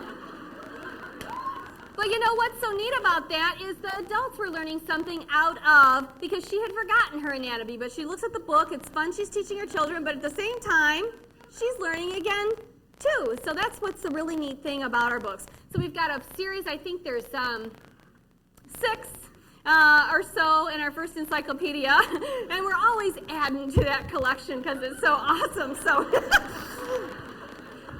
now, one of the other things that I forgot to tell you about, and these are great little reading books. This is a thing that if you need to pick up little gifts, they're only $4.95, and if you want to pick these up, these are our phonics series. And this is for your early readers. These are also perfect gifts. A lot of times your kindergartners, your first-year-olds are always invited to unexpected birthday parties. And I like to just have a stack of these kind of hanging. Don't you hate that? It's like, and I got to go to Susie's birthday party tomorrow. Yeah. So it's like, and then you can just whip it out, wrap it up, there you go, honey, and off you go. And then people love these because, again, they promote early reading. They all rhyme, so it's got the phonics in there, which helps them in their early reading. Kids love the story because it's really cute. And again, we're finding the what? Little yellow duck. They've also got these, they're promoting phonics, but they've got the flaps, which make it really interesting and cute. So they're fun, they're silly, they're cute, but at the same time, they're teaching and promoting early reading. That's what we like to do here, is make things fun, make them cute, make them silly, and kids are learning all the way and they didn't even know it hit them. So if you can do that for your children, that's the greatest thing that you can have. The other thing that I want to talk about is it's summer. Oh my gosh, so my kids have only been out of school 2 weeks, and no boy. So anyway, you know what that's like, don't you? But we have got a variety of items. As your kids get 7, 8, 6, 7, 8, we have got a variety of items. I've laid some out here for you. We got our sticker books. We've got our dot-to-dot books. Actually, we have over 100 different selections of workbooks that you can have for your children to kind of keep them stimulated and active in the summer, keep them a little bit busy. We have these terrific little kid packs, and they range from ages from very small all the way up to a little bit, to older children. I know my son is 16, and I got him the juggling one just as a nice little Christmas gift, but you know what? He loves that, and he's learned all of those different little fun things to do, and if that keeps him active, then that's a good thing. So,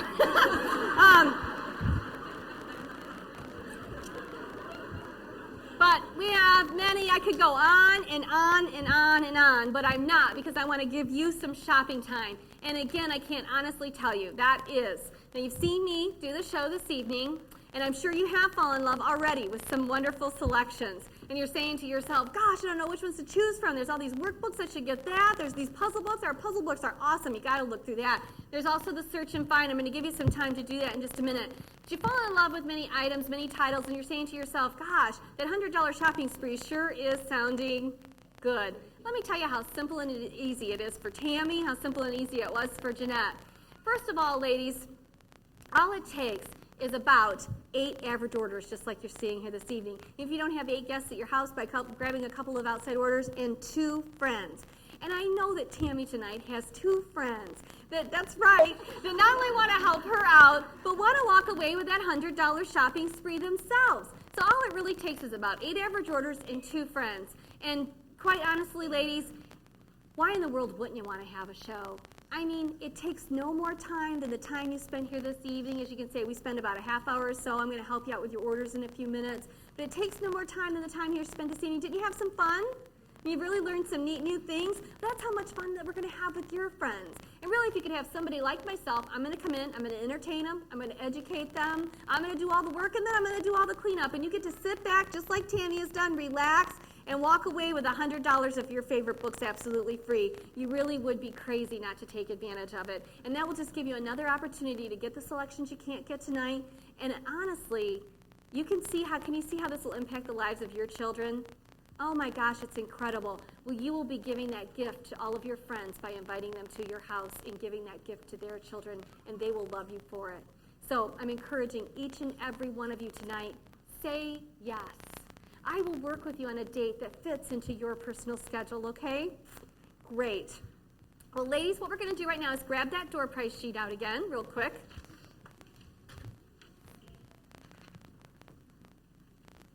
So we're going to grab that door prize sheet out. I'm going to show the catalogs in just a few moments. But what I want to do, if you haven't filled out the top part already, go ahead and take a minute and do that with your name, address, and phone. I just like to have a good reference file so I can get in touch with you on any of the selections. I hope you've already been listing some of your favorite selections. If you haven't done that, just take a minute and list some of the ones you've seen. Now what I want to do is I want to start with number 8. So let's start at the bottom. We're going to run through these questions together. Now, after you've completely filled this out, I'm going to collect them, and we're going to have a little door prize drawing, and we've got a little special gift for you, okay? Super. But you have to fill them out. All righty? Now, number 8 is, would you like information? In addition to the home shows that we do, we also are involved in book fairs. We're involved in school library shows. We do all kinds of very, very special events. We have a new Reach for the Stars program, which is incredible, that promotes reading for schools. So if you're interested in any one of those things, just check yes right there and which one you might be interested in. 7 says, are you interested in a teacher appreciation party? Maybe so many of you are are involved in the PTO, or you're involved as a helper with your school. If that's something you might be interested in, please go ahead and check yes on number 7. Number 6 is, would you like to be on my mailing list? Ladies, if you'd like to be, what I do is I call people, I inform them of new titles, I send brochures out when we have new titles, I let you know of new catalogs that we're currently updating in our line. So if you'd like to be on a mailing list that is being updated of our most current and keep abreast of the best in education for your children, then put yes.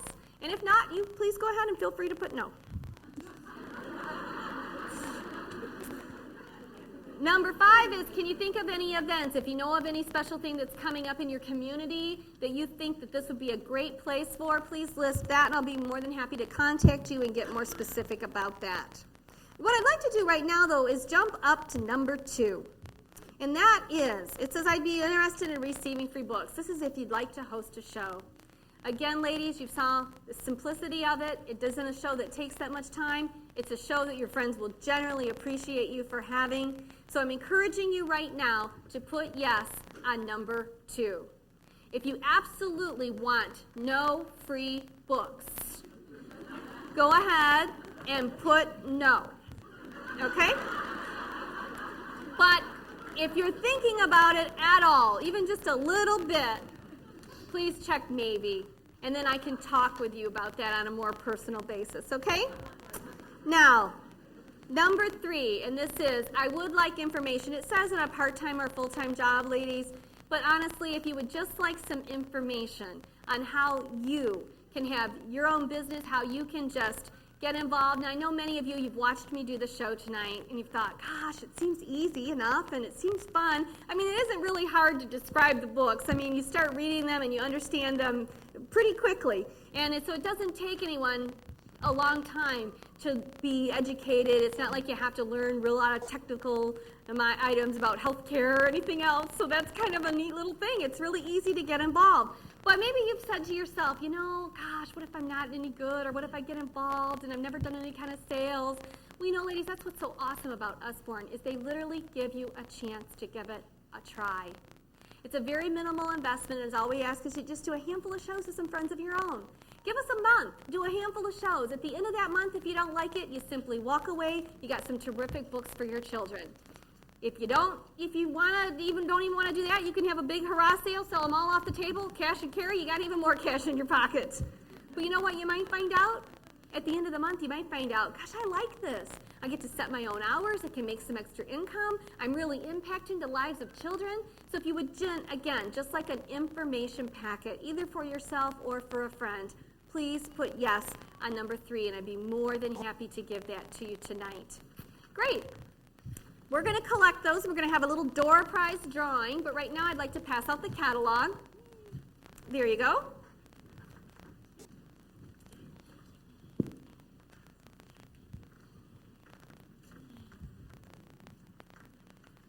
You're welcome. I'm going to give you one too, so you can start looking and thinking about that $100 shopping spree. Woohoo! So, now, ladies, really quickly, one of the things I want you to do, the catalog can be overwhelming. That's why I'm here. What I'm going to do here in just a minute is just pop right down there on the floor in front of this coffee table. I'm going to mingle amongst you. Please don't hesitate to ask a question, because yes, you'll have questions. It's a little bit confusing, and it's sometimes hard to find the items that you're looking for, so by all means, ask. I also would love you to just get up, come on over, see this case, see this book stand? I'm going to tear that down anyway. So pull every book off that rack if you want. Don't worry about messing my rack up, okay? So I want you just to dig in and look through. Now, one of the things we have in the very beginning of the catalog are our book sets. And these are really wonderful. So they've kind of put some books together. There's about a 10 to 15% savings in that. And that way you can get, like they've got the early readers, they've got a 4 to 5 year old. Now what I've done is I've got a couple of specials over here, little packets that I've put together as well. One of the ones I put together is for like a new mom, because that would be a great packet to have on hand if you have someone coming up that's expecting a baby. But I've taken a couple of the board books, one of the little carry-alongs, A Mouse About the House, the alphabet book, and I've put all of just a little smattering of some of those very popular items and put them together in a nice little package for you.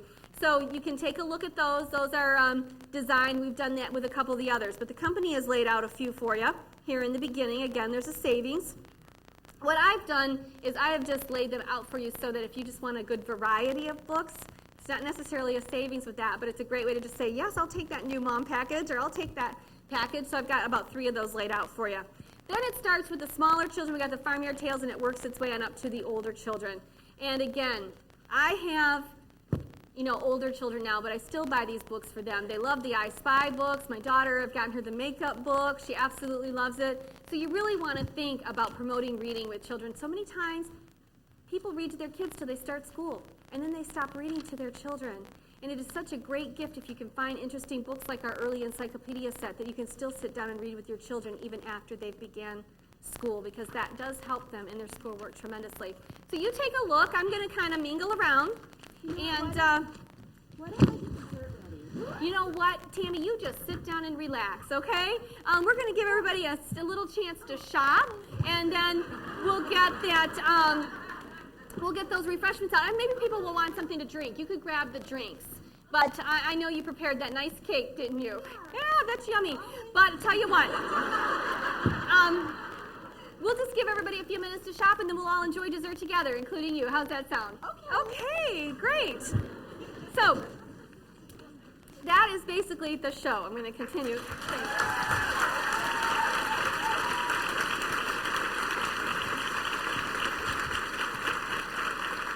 What I'm going to do now is show you what goes on at the show after, because this can be the single most important part, actually, probably the part I did some of you were probably bored with. I hope you pulled out different things. I'm going to show you those things.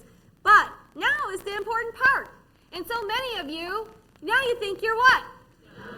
Done! Is absolutely right. So what do I see you do? Hang around in the corner.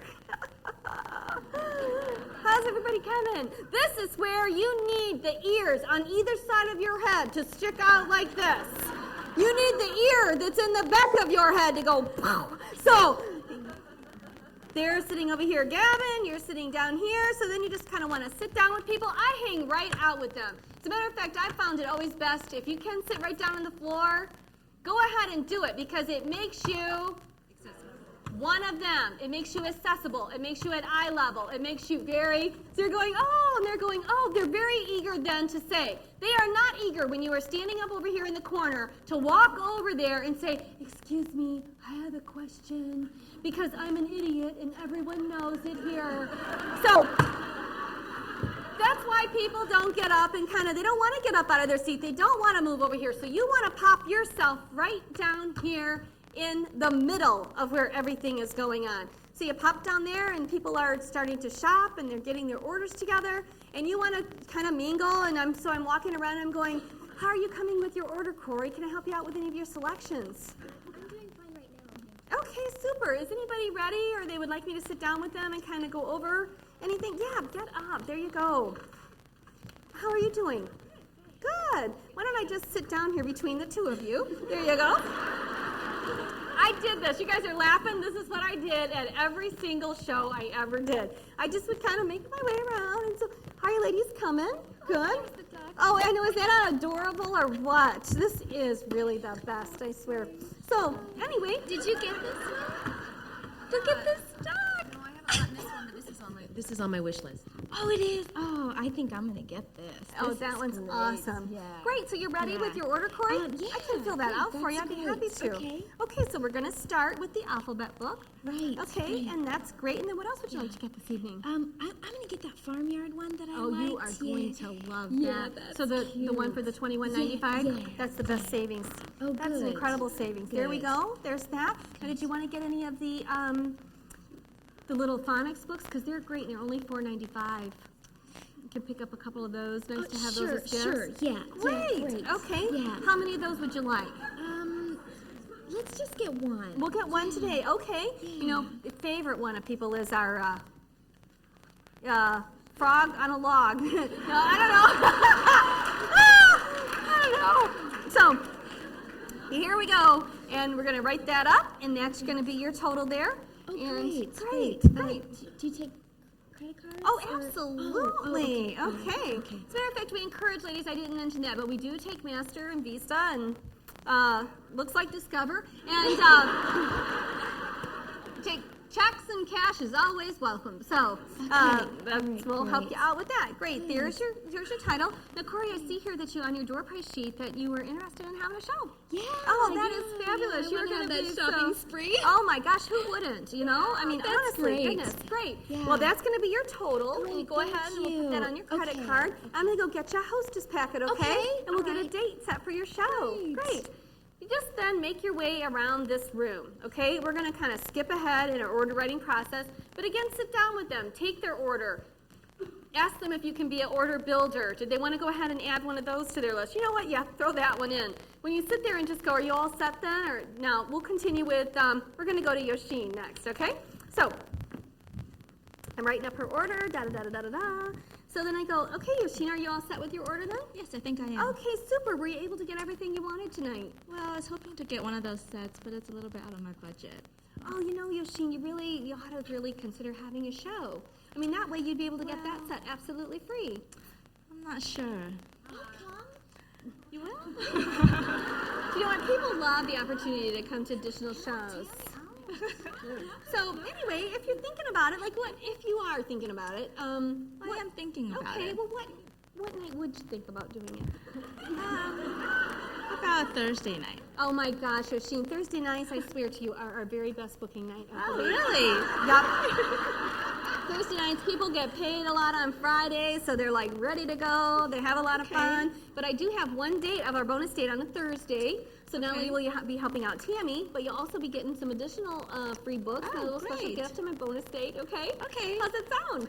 Okay, that sounds awesome. that You sounds aren't going to good. regret it at all. You're going to love it. So there you go. I'm going to grab you a hostess packet.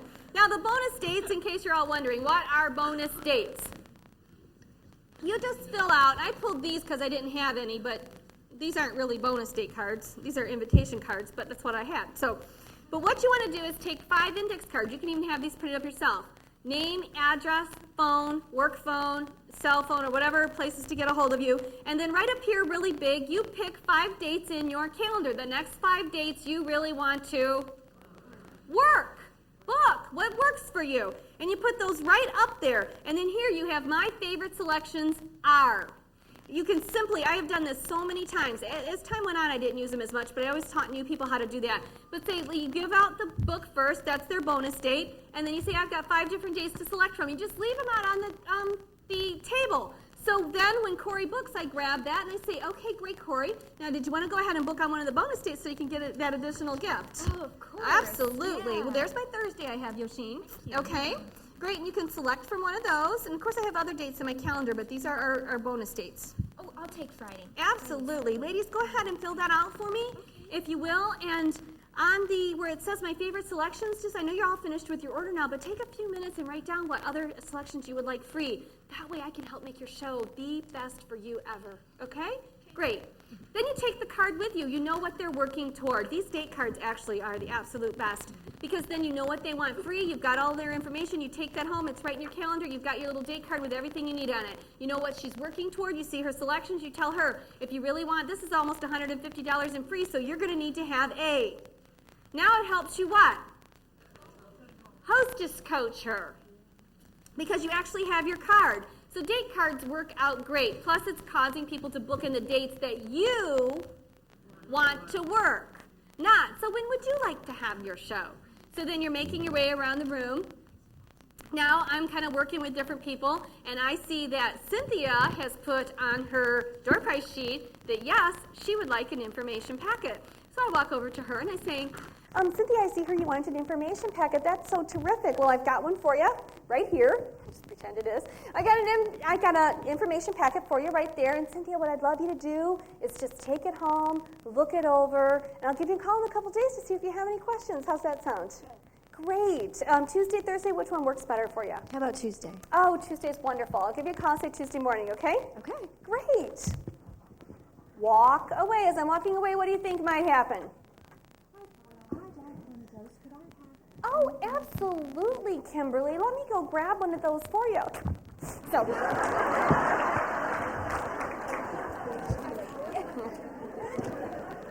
there's your packet, Kimberly. Just like I said to Cynthia, take that home, look it over, and I'll give you a call in a few days to see if you have any questions. How's that sound? That sounds great. I Okay. have got to share the most exciting story with you. Oh, you know what? I'd love to. I'll sit down with you and we pick. Oh, do go ahead and tell me all about that. That's our wrap up. Cynthia's going to tell us a little story about the wrap ups. I didn't get a chance to share those with you tonight because we had so many things to cover. But sure, go ahead. This is how I found out about Usborne. Really? Is that I had a friend who has a teenage boy who was having a terrible time memorizing the states. And she happened to get a hold of one of these, and he aced the test after spending time. And so I'm thinking that my son, with his multiplication problems, could probably use one of these. Oh, absolutely. A lady just shared that with me a couple of days ago. It's on 59. Oh my gosh, It's I on got them right here, 59. ladies. It They're is so awesome. cool. See, and what's so neat about these is they figure it out, and then the answers are on the back. And so it really does. The states and capitals is a wonderful one. That's a great little story there, Cynthia and Kimberly. And there you go. That is, tell them what page that was on. 59. Oh, yeah, ladies, you don't want to mess that up. 59. And that might be, if since Yoshine and Corey, you already have your order taken care of there, write that down as, we can either add that to your order if that's something you're interested in, or write that down for what you want free at your show, okay? Great. Now, we're going to end the show, and then I'm going to very quickly, it's what, 3:45? It's 3:45? Okay, 5:45. You guys freaked me out. Okay, so, now, we were going to do a little thing with, we still will with Amy. So let's pretend, because then I want to have our guests go. But let's pretend now everybody's ordered. We've got our bookings. I got my 3 bookings. So now I'm going to sit down, before we do the Amy thing, I am going to sit down. And so I go, okay, here, Yoshine, what I've got for you both of you ladies is your hostess packets, okay? So I've got here your hostess packet for you, Yoshine. We've got your bonus date card that we've selected. I'm going to be taking this with me. So I've got a record, but I've got a folder here for you. It's got the date and time of your show. Now I'm going to be giving you some invitations. It's imperative that you get those out. You know, I'd love to see your list, too, of all who you're inviting. So if you want to email that to me or get it off to me, that'll just help ensure Tammy's credit. And plus, I know I've got your date, and I know we're secure for that, and I'll hold your date in my book, okay? So get your guest list to me. You can email it, or you can, my email address is on there, absolutely. That's the easiest way to get it to me. And then we've got different things in here for you. So, Yoshine, I just have to ask you, have you ever considered doing what I do? Not really. Well, you know, on an average, and tonight was a perfect example, we make about $100, $125 in an evening. That's pretty incredible, isn't it? Well, you know what? In your hostess packet, I threw a couple pieces of literature about our great, terrific program. And if you have any questions or you want to chat more about it, I'll be calling you in a couple days to check on your show. I'll be happy to answer those for you, okay? All right. Okay, great. So, okay, Corey, same thing. We've got here your packet. I've also put catalogs in here for both of you ladies, and you really want to work on some outside orders. Okay. As a matter of fact, if you have 3 to 5 before your show, that will help ensure that $100 shopping spree. Okay? So there's going to be people that aren't going to be able to make it. Just say, oh, you know, move the sets. That's sometimes easy for people that aren't familiar. Or take them to the age bracket of children that they have in the catalog. Sometimes you don't want to give your catalog out, so you want to sit down with them, and if you know what age their children are, just take them right to that page, and that way you can see, here's the things that might appeal to your children the most, so that way it helps them out with their outside order, okay? Okay, great. And Corey, have you ever considered doing anything like what I do? No. Well, you know, on an average, we do make about $125 in an evening. That's great. Yeah. Well, you know what, Corey? I put some literature in there. I do it for everybody. So if you know of anyone else that could use $100 in an evening, please feel free just to pass that literature on to them, okay? All right, I'll try that. Okay, Great. super, great. And I'm going to take your bonus date card with me, so I have that information. Awesome. Now, Kathy, I see you wanted to have a show too. I was thinking about it. Okay, great. Well, I've got a hostess packet here for you. I've got 3 bonus dates left. Did you want to choose those, or do you want to go into my calendar? I don't think any of those are going to work for me. Okay, let me go grab my calendar and we'll get that set for you. Okay, great. Great. And Kathy, have you ever considered doing anything like what I do? Getting rid of that $1 bill a month sounds good, but I'd have to think about it. Okay, terrific. Well, I threw a couple pieces of literature in there. We're going to be chatting in a few days anyway, and if it's something that you think you'd like to do, we can move forward from there. How's that sound? Great. Great. Well, I'm so looking forward to your show. We're going to have a great time. Let me go grab my calendar. Got shows booked. That is the biggest problem that most of you have, is you end up letting them leave without actually getting a date. Take your hostess packets, be prepared. The date is the single most important thing that you're going to do. Now the show is done, and I am cleaning up. Okay? So, now what's her face is Tammy is... She's already gotten up now, and she's already serving the cake, and everybody's... I'm almost done with my order, but I want to ask you some questions about this. Oh, okay, sure. I think I could do what you do. You didn't do very much, and it looks really easy. Absolutely. You know, it's the truth. You don't really have to know that much at all. Really? So, Great. I had a couple questions. Can I help you pack up? oh, that would be terrific. would that Just be grab okay? a couple of those. We're going to pack up over here. That's super. Thank you, Amy. Well, what does your husband think about you doing this? Well, you know what? At first he was a little unsure because there are so many different things out there. And nowadays you never know. It costs this to get involved in something, costs that to get involved in something.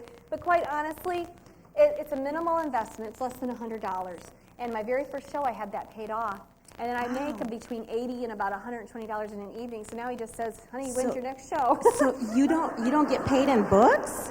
Oh my gosh, no. No? No, we can earn books. So that's the other great thing is you don't ever have to really invest any Really? more money into it because they constantly make ways for you to earn the books, but it isn't in lieu of our pay, absolutely. So no, I make usually, it's about 25, and we can earn bonuses %. So an average show is about $500. That's $125 in an evening. So I could really make money and quit my job? I wouldn't quit it right away, but How long does it take? How long did it take you?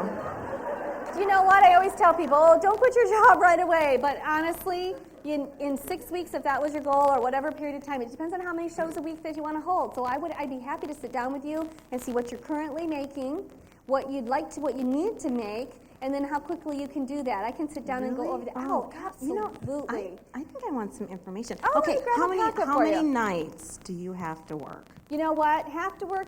I don't have to work any. How many do I choose to work? I try to average about 2, sometimes 3. But what I love is when I have something extra coming up or I want to work more and make some extra money, I just do an extra show. It's awesome. Really? So, absolutely. I mean, if I really, recently, oh gosh, I wanted this new thing for my house so bad. And my husband was like, I don't know, do you really think you need that? And I'm thinking, who's talking about need? I want that. So, anyway, I just thought, you know what? I'm just going to hold 2 extra shows. So I normally do 2 a night, and so that month I just held 2 extra. And I ended up going and getting it, and he had no problem with it because I didn't take it out of our regular budget.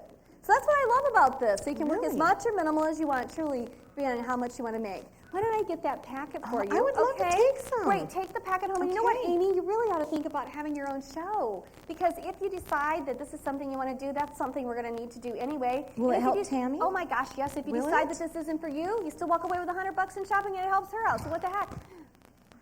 Okay, let me take some information. Okay. Let's Let book me the get my date. bonus date. Absolutely. Do we think you need to book the date? Okay, I'll go grab it. You're gonna come do my Oh show? my gosh, absolutely. Do I get to keep the commission? It depends. It depends on if you decide to go through with it that night. Okay. Okay. Oh, Okay. sounds great. Have you ever done Thanks. anything like this before? I haven't, but if you can do it, I know I can. That's absolutely right. I only started looking at the titles of these books last week. You absolutely can, I promise you. So, gosh, Amy, that's great. Okay, give all of our ladies a big hand.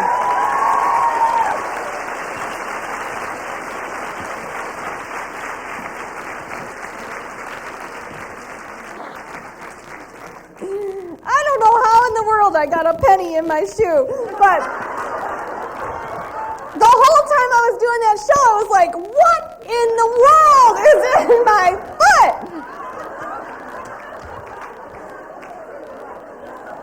It must have been good luck. I didn't stick it in there for that. Somebody must have.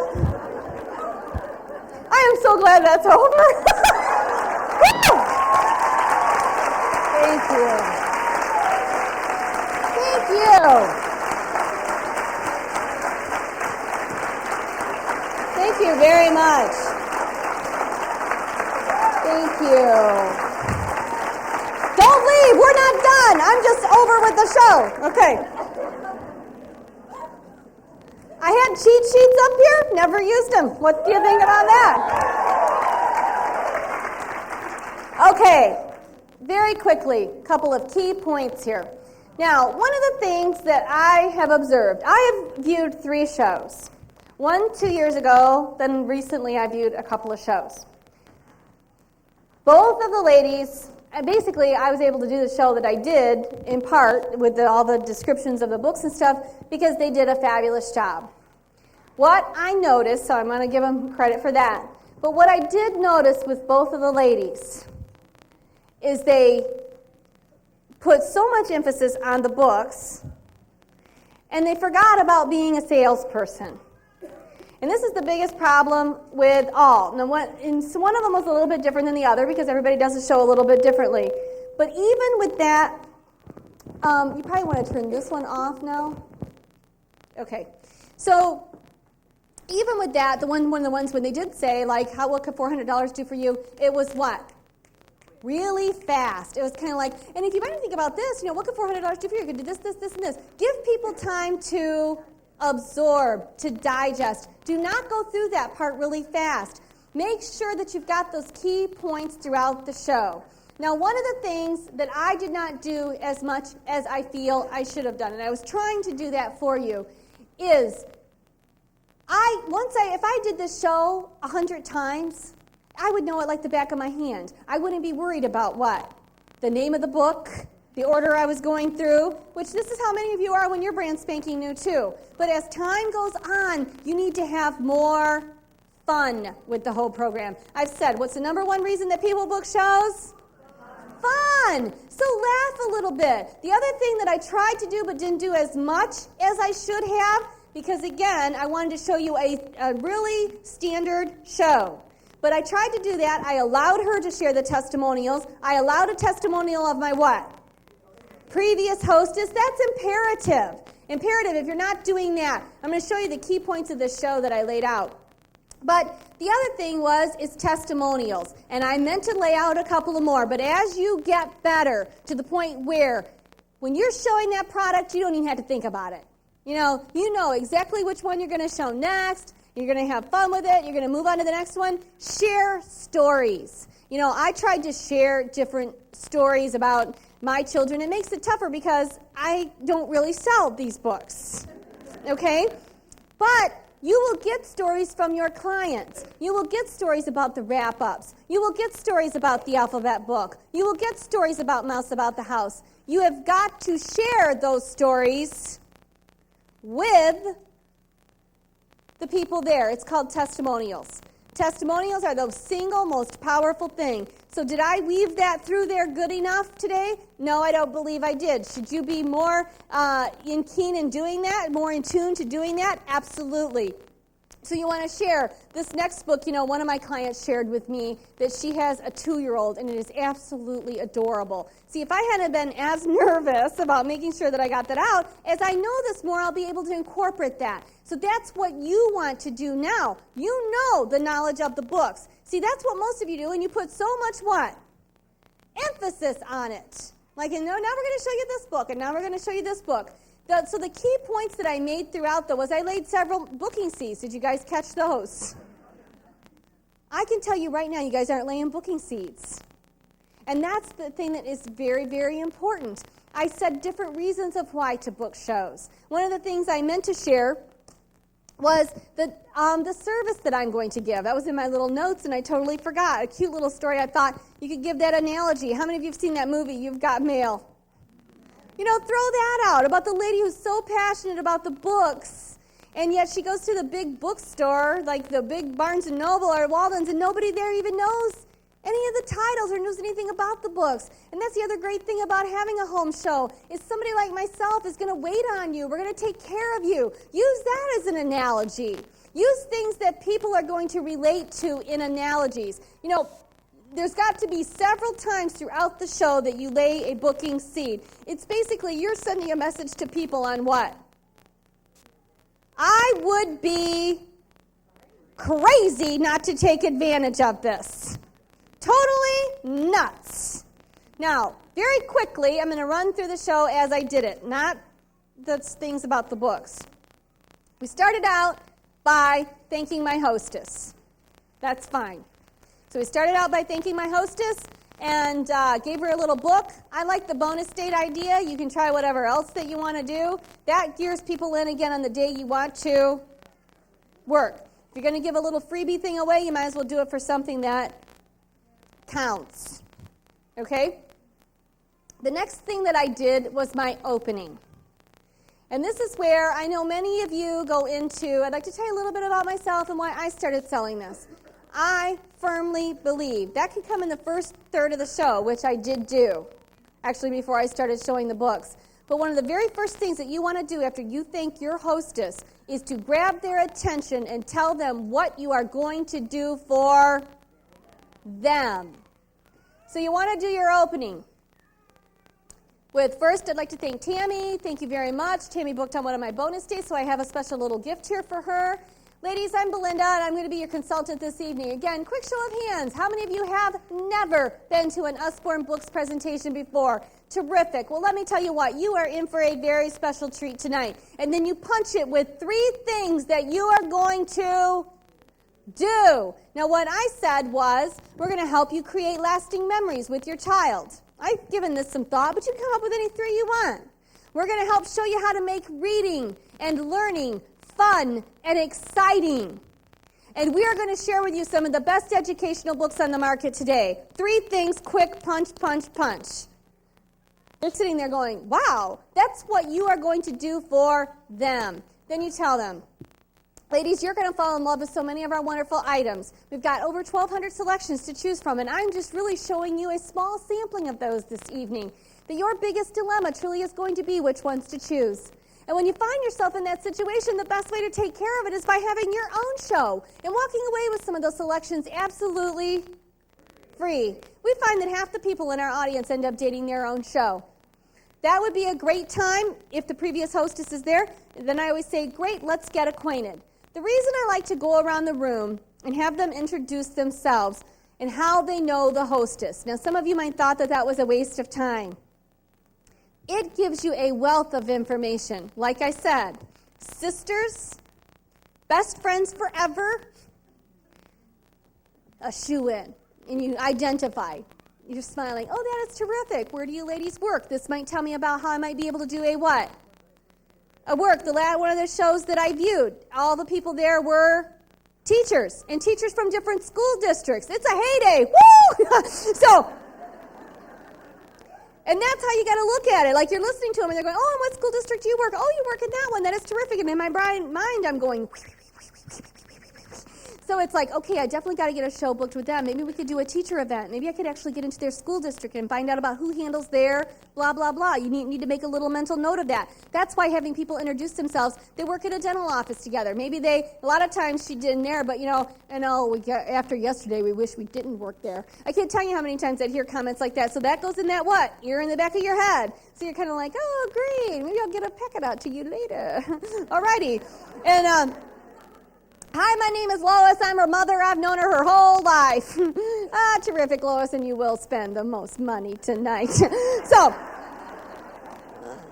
when you can identify that, that's whose order you want to plop yourself down to first and sit and help them. Because not only does Lois buy the most, but she runs around the whole room going, what are you getting, Terry? What'd you get? Oh, I got the blah, blah, blah, and I got the blah, blah, blah. I had a grandma at that show that I went to, and she got up and talked about why she loved I love this book, because I never knew what to do with my grandkids, and we pull this book out, and we do a fun project out of there. Then everybody in the room is like, oh, my mom would love that book. Maybe I'll get my mom that book. So that's the kind of thing that people are not only thinking about buying that book for themselves, they're thinking about their mom at the show that they might want to buy the book for. So these are all different ways that you engage people. And when you build desire for the product so much, people decide there's too much I need to get tonight. I need to have a show. Okay? So your biggest dilemma is going to be which one to choose. Then you have them introduce themselves. Then you say, let me tell you a little bit about Usborne. I think it's important to give them why these books are different. Now, at both of the shows I went to, they got into, are they in the stores, and they got into that thing. I don't think it matters. I really don't, unless somebody were to ask. But the main thing is, it doesn't matter if it's in the store, it's got the same benefit that it's going to have right here. It's why do you want these books over other books you can buy in department stores. Now, I didn't do this in my show because I thought it wouldn't make sense. But here's a perfect example of. I was invited to a baby shower, and I knew it was an adoption, so it wasn't a regular scheduled baby shower. We wait until she got the baby, and nobody knew, and then she got it, so we scheduled the baby shower for after the fact. So I thought, I'm going to call one of the Usborne Books ladies, and I'm going to order. Actually, I didn't know that. I go. So I think, you know what? I'm just buying her a couple cheap books, and then I'm going to give her this as a gift later, so I can meet with some book at all. At all! I was embarrassed by the books I did choose. I was, and I just got they were little tiny board books of Winnie the Pooh, and I got them, and I wrote her a little note saying, this is just a sampling. I've got some awesome books coming for you. Now, that's the kind of thing, too, that she's going to fall in love with those books, and then she's going to want to know where I got them. So I didn't share that story because that wouldn't make sense, me being a demonstrator, why I went to Kmart to buy Winnie the Pooh books. But that's the truth of the matter. So now I've ordered them, and now they're on their way, and I know, but now I've thought about it, and you know what? And that's why I use that part in the show. But that is what I'm going to give to new moms all the time now. Because what a great gift. And use that as an idea, and put together a little sampling of a touchy-feely book, a board book, a rattle book, an alphabet book, and a mouse about the house. You know, I don't know, I spent $47.95, I think, and that was cool, and what a great gift, and boom, there you go. So if you put together a nice little package like that, there's a great thing, and people's going, oh, I could get that for so-and-so. So that's a great little package to have as well. Now, so we go through the opening. Then I say a little bit about me. How many, if you are not using, how many have used in the 2 years that I've been training here, how many of you have used how many of you would like to eliminate a bill out of your budget? It's about 35% to 40%. I'm going to tell you if you don't do anything, single thing.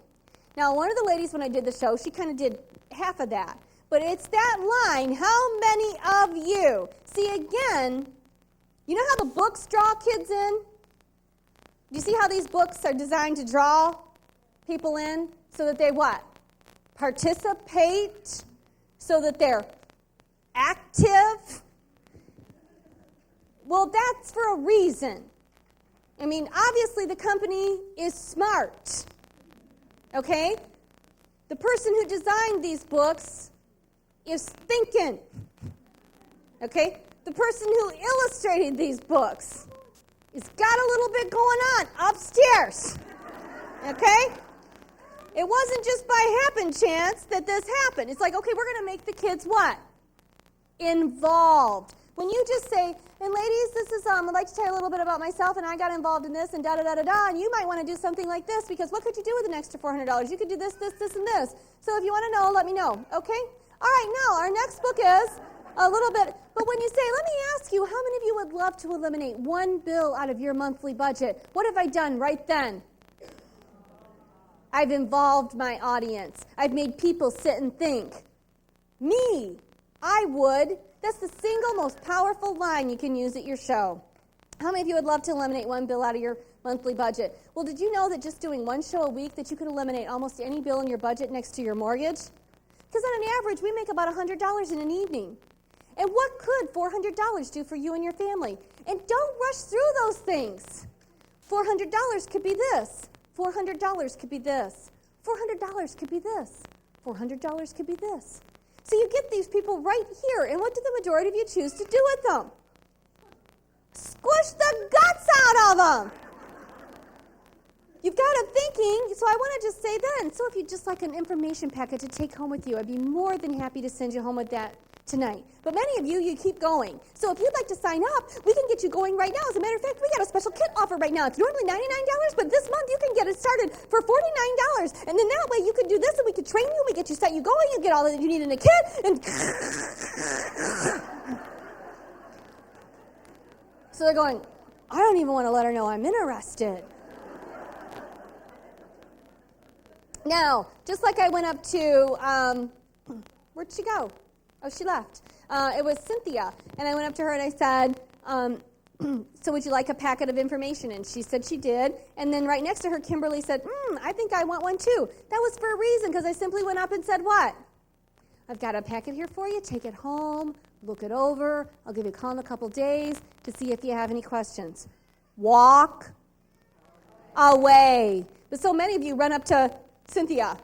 Oh, Cynthia's here. You wanted an information packet. You know, I've got one here for you, but we got this great terrific kit program. It's only $49. You're going to want to get signed up before the end of the month because there's only 2 days left. So she goes, and Kimberly goes, Oh, I'm so glad I didn't write yes on that paper. So it totally takes away from that. So you want to make sure that you want to make sure you do your opening, then you want to move on and tell a little bit about Usborne books, because that's the benefit. Yes?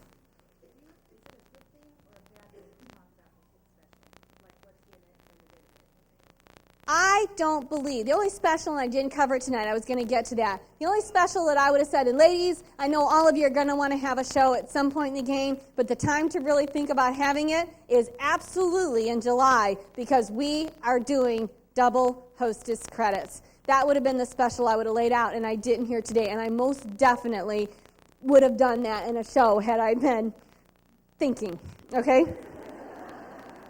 But kids specials, no. You know why? You can just say, it's a very minimal investment. As a matter of fact, this month right now, it's even less than it normally is. That's as much as I would say, because I'm only trying to see who is interested. You see, that's the difference with recruiting. So many of you try to actually what? Recruit. Sign them up that night. That's not your job. If you would take that element out of it and just realize, I'm just here to find out who is interested, your leads would go right through the roof. Now, as we sat down, and maybe Jeanette says to me, you know, the more I watch you do this, the more I just think, and I've gotten all these free, I really think I'd like to do this. So, you know, how much is it really? Well, Jeanette, you know what? Honestly, if you get started this month, we've got a $49 kit special, which can get you in at a lot better savings for you. We can get you going right away. Then I might do that. If somebody asks specifically, but I'm not going to get up in an open speech and say, and it costs this, and you have to do this, and we train you, and we set you up, because my job isn't to recruit. My job is to find out who's interested. Because if we've talked about this before in recruiting, if I have 10 people, if I give out, let me run through the show, then I'm going to touch on recruiting heavy. We're going to close with recruiting in full. So let's continue through the show. So then I talk a little bit about the books.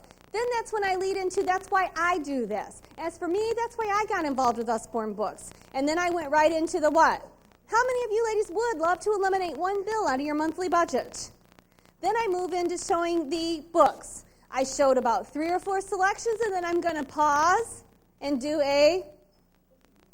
how many of you would, what's your favorite department store? Where do you ladies like to shop? Or where do you shop most often for your children? Find out where that is. This is the best way in doing your booking talk. Well, do you know, I would like you to pretend for a moment that I have a $100 shopping spree in my hand to Toys R Us. And honestly, nothing would make me happier than to give it to each and every single one of you here today. How many of you would love a $100 shopping spree to Toys R Us? Awesome. Well, you know what? There's a couple things you got to do. One is you need to find one night out of your busy lives in the next 3 weeks. Now, see, the reason that this lines up, this 3 weeks, is because it also lines up with the extra $25 or extra $5 that they're going to get in booking in what? 3 weeks. That's why even if they have a $400 show, $85 plus that is still going to give them a what? $100. Absolutely. So we got this $100 shopping spree. So then you say, I've got this, where do you like to shop? Okay, all I need is one night out of your busy lives in the next 3 weeks. And the other thing is could you spend it all at once? You're going to have to spend it all at one time. And they laugh, not a problem. Oh, are you kidding? I can go through $100 like that. That's how people respond when you do this with them. Well, you know, ladies, I'm so glad to hear that, because that's exactly what I have to offer for you this evening. It's about a $100 shopping spree with our wonderful Usborne books, and all I really need from you is one night out of your busy life in the next 3 weeks so you can spend it.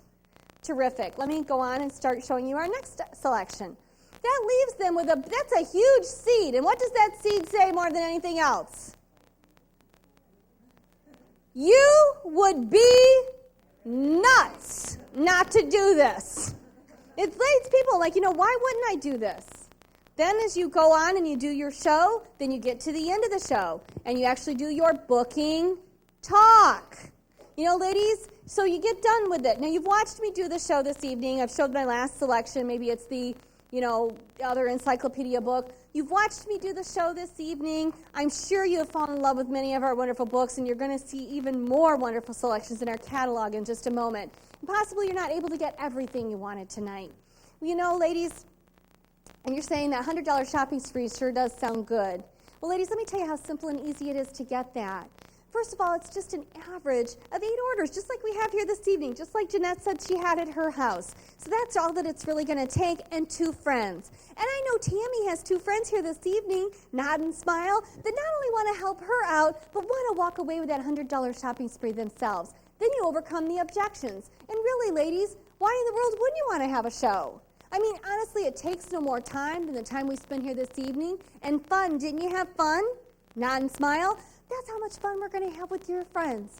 And if you could have someone like myself, I'm going to come in, I'm going to do all the work, I'm going to help educate and entertain your friends, and you get to walk away with $100 in shopping. And not only will you get to help really affect the life of your child, but your friends are going to thank you for really being able to impact their children's lives as well. So I'm encouraging each and every one of you, just say yes. And I'll work with you on a date suitable for you and your schedule. Then you skip right along. Then you can go to the door price sheets. Now, many of you have made up your own door price sheets that are a little bit simpler than those, but many of you are currently using the company one.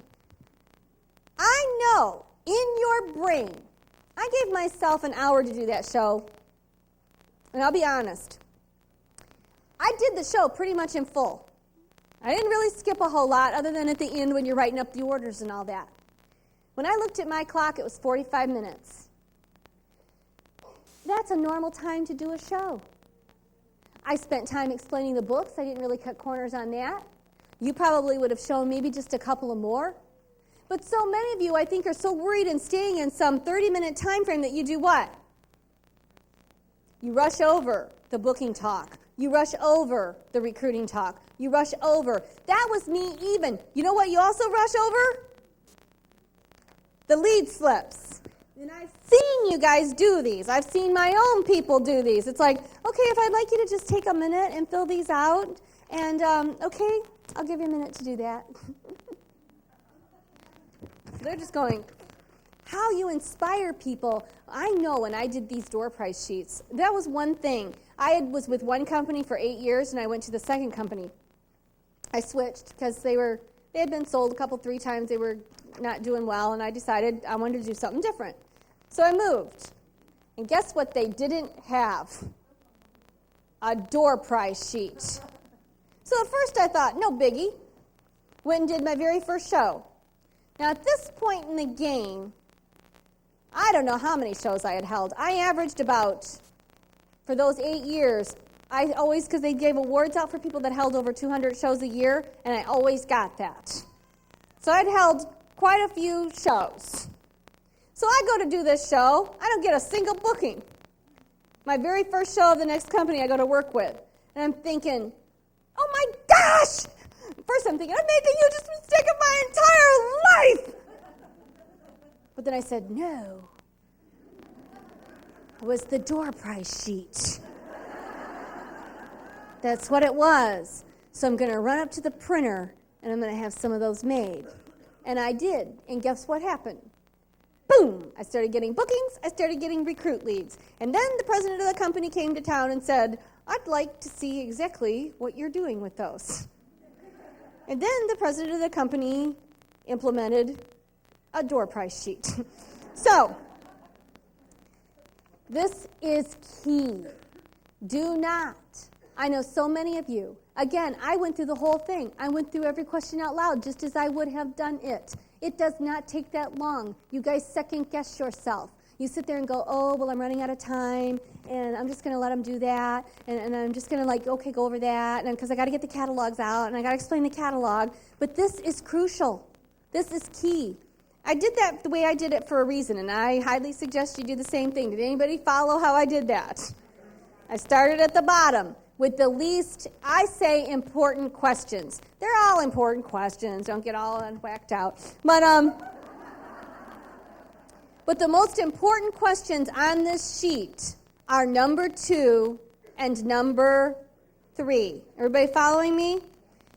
one of the things I did forget was, and I always did this, because I like people to write things down, just like Corey wrote that down. It helps order writing process take so much easier. But pass the door price sheets out at the beginning of the show. Say, just fill out the top part. I forgot that.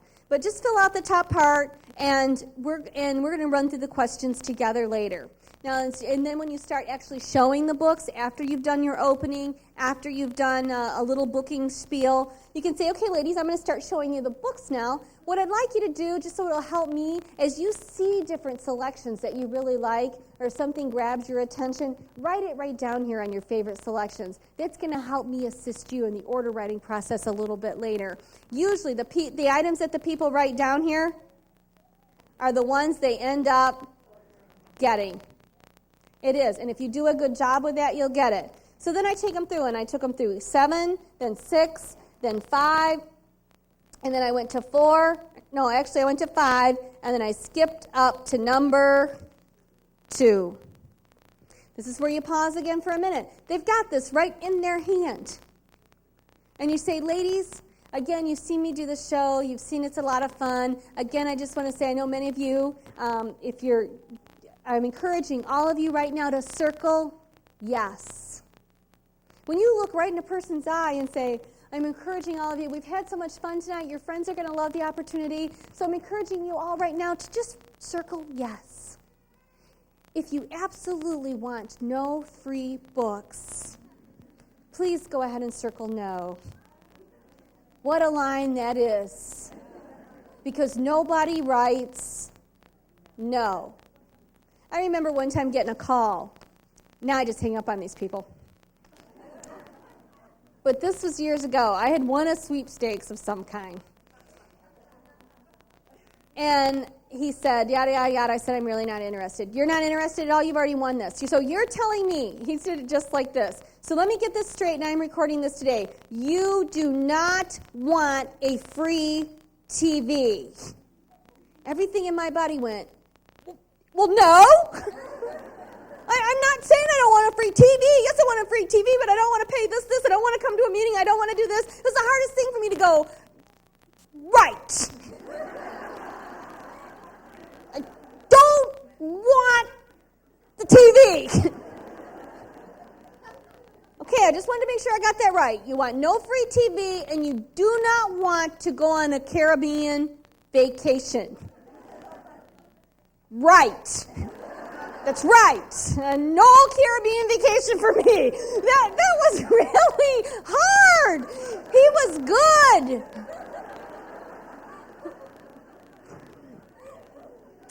So you can say, please circle yes. If you absolutely want no free books, please write no. But if you're thinking about it, even just a little bit, ladies, please circle maybe, and I can work with you on a date suitable for you and your personal schedule. I'll tell you what, you'll get about 30%, 20% yeses. You'll get next to zero, about 5% of no's, and you'll get about 70% of maybes. And a maybe is saying, they might as well have written in parentheses, go ahead, talk me into it.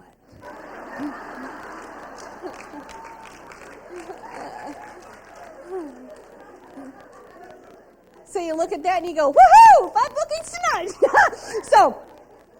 And then you handle those maybes, just like I said. Yoshin, say, well, and were you able to get everything you wanted tonight? That's a great way. If you know somebody's put a maybe, that might be a way to end their order. Instead of saying, will there be anything else? You say, were you able to get everything you wanted tonight? Yes, I was. No, I wasn't. No, actually, there was some things I still wanted to get. Well, Yoshin, you really ought to think about having a show. I mean, gosh, that way you'd be able to get those additional items free. Well, I'm sort of thinking about it. And then you go, well, like if you were to have one, what day would work? It would have to be a Thursday. Thursday is our best booking night of the week. So is Tuesday, so is Wednesday. So, absolutely. So, but I tell them, they go, really? Thursdays I have always found to be, though, seriously, the best booking night of the week. So I wasn't making that up. Why? Because people are more relaxed. The weekend is coming, and they do usually get paid on Friday. So they're pretty good. So then you just say, okay, then you move on to number 2. And this is where you say, do your little recruiting pitch again. And this is where, ladies, you've watched me do this, and many of you are thinking, gosh, it seems easy enough. There's really not that much to it. But it's called overcoming the objection factor. It's like you're hitting all the things that they're thinking about. It's called thought-provoking advertising. Maybe you're thinking, well, it seems easy enough, but gosh, I've never done anything like this before, and what if I got involved, and what if it doesn't work out? Well, ladies, that's what's so awesome about Usborne. They literally give you a chance to give it a try. It's a very minimal investment, and all we really ask is that you just do a handful of shows with some friends of your own. At the end, give us 1 month. At the end of the month, I can pretty much guarantee your kid will be paid for and you'll have cash in your pocket. If you want to just have one last hurrah sale and sell all this off this table, you'll have even more cash in your pocket, or you'll have some terrific books for your children. But you know what, ladies? You'll never know unless you give it a try. Again, if you just like an information packet either for yourself or a friend, please put yes on number 3. And on number 4, if you know of anybody that would make a great hostess or consultant, please feel free to jot their names down. I've got a wonderful referral program where I've got some really nice thank you gifts if that person indeed were to either have a show or to be a consultant. I didn't say that, I forgot, but that's what I would have said on that. That way it gets you leads, because if they think they might get something for the lead, they're more inclined to give it. And if somebody gives you a recruit lead and they sign up, it's worth a book. I'm just here to tell you. It's pretty much worth any book they want in the catalog. So that's going through that door price sheet. Now, I just did that, and some of you would have never done that in a million years because you would think it takes too much time. It takes all of about 2 minutes. That's all it takes. And you're worried about how much longer your show is going to go. But yet, in taking those 2 minutes, you might walk away with, instead of 1 booking, you might walk away with 4 bookings. Instead of walking away with 0 recruit leads, I might give away what? 3 packets. That's the point here. Now, we're going to spend our last half hour together covering some basics on recruiting, especially for those that are new. We've already covered some, but we're going to spend just a little bit more time on that. Very, very quickly, because some of this is just going to be recap and some of it I've already done. Do I have any questions on that show? If I do, stand up. You know what? I'll touch around recruiting a little bit, but so many of you have heard that. I think I'm going to do a couple question answers. So stand up really loud. Hi, my question is, what if your shows are typically very well, and I would get too many bookings? But that's not silly. You know what I mean? I would have, if I said, oh, no. Go ahead. Everybody give her a break. When I started out, I was so excited and was doing very well. And so I would always get at least 4 bookings every show. And I would do the best dates and all that kind of stuff. But then I ran out of dates. I mean, it's like you're trying to do it between 3 and 4 weeks. And I was booking like a month and 2 months out. And then it reached the point where I just had to stop. And I was overloaded because I couldn't keep up. But then I don't want to do that many shows, but I'm getting that many people who want to do the shows because they love the book. So And how many recruits do you have? That's your problem, sweetie. Okay? Do you know what? Okay, I can answer your question for you. You aren't trying hard enough, okay? And when I say that, I'm not trying to make light of it, but that's one more reason that you need to. And you can even say that in your talks. Ladies, I have so many bookings right now because so many people want these wonderful books, and I just don't even have the dates to do them. And I would be happy to share this with somebody that wants to start their business. There is so many people out there that really do care about the education. Really, the future of our children is in our hands. And I am looking for people who are passionate about wanting to do something like that. So if anybody here at all is interested in a packet, I would love to send you home with one. You've got to get really concerned, okay? Be honest. For me, when I was trying to build different cities, I could sometimes not get a recruit to save your life. You know how that goes? But boy, oh boy, when I was having to drive 2 hours to Kalamazoo, I didn't want to drive 2 hours to Kalamazoo, okay? from the Ann Arbor area. So I got to Kalamazoo. It's sincere. It's from my heart. And when you are sincere, it does come off that way. If you said to people, ladies, I've got so many dates in my calendar. Have you ever said that once at a show? Okay. You just need to be more impassioned by it and then continue with. I'd love to send you home with a packet this evening. Do some follow-up with those people. But I would go to Kalamazoo and say, ladies, I have to be honest with you. I do not want to come back here. You know what? I love you guys. You're terrific. It's booming in this area. I love it that I'm introducing something new to this area, but it's a 2-hour drive for me. And I don't want to stay every time I come because I've got kids myself, so I end up driving home.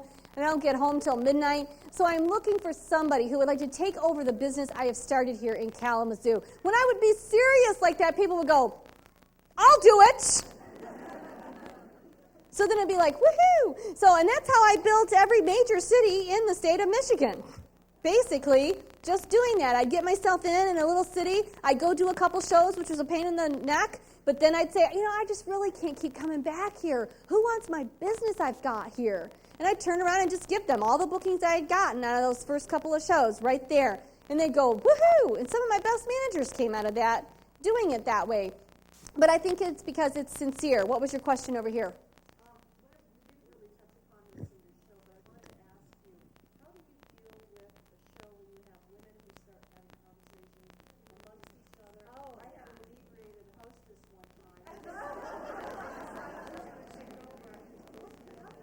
Okay, so her question was, how do you handle people that constantly interrupt and are talking, having conversations amongst themselves, and how do you deal with an extremely drunk hostess?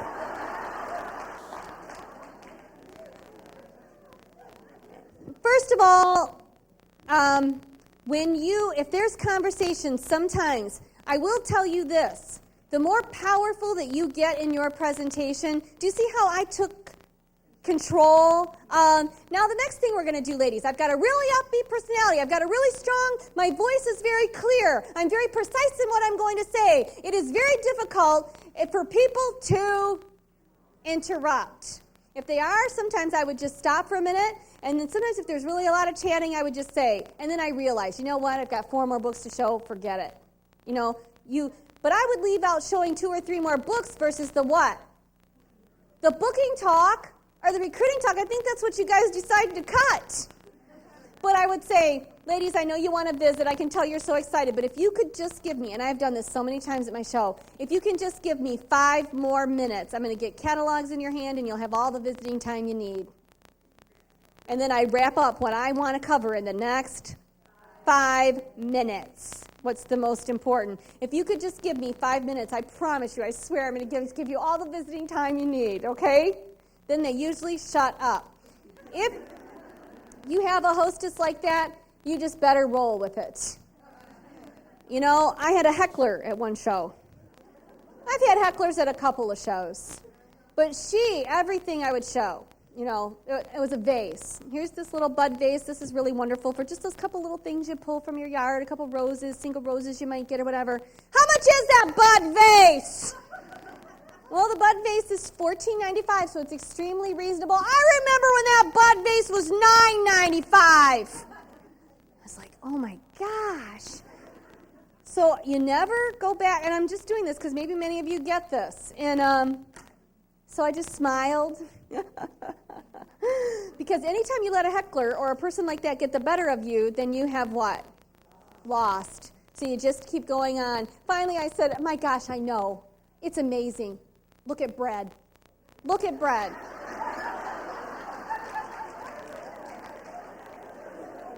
And milk. Can you even believe milk?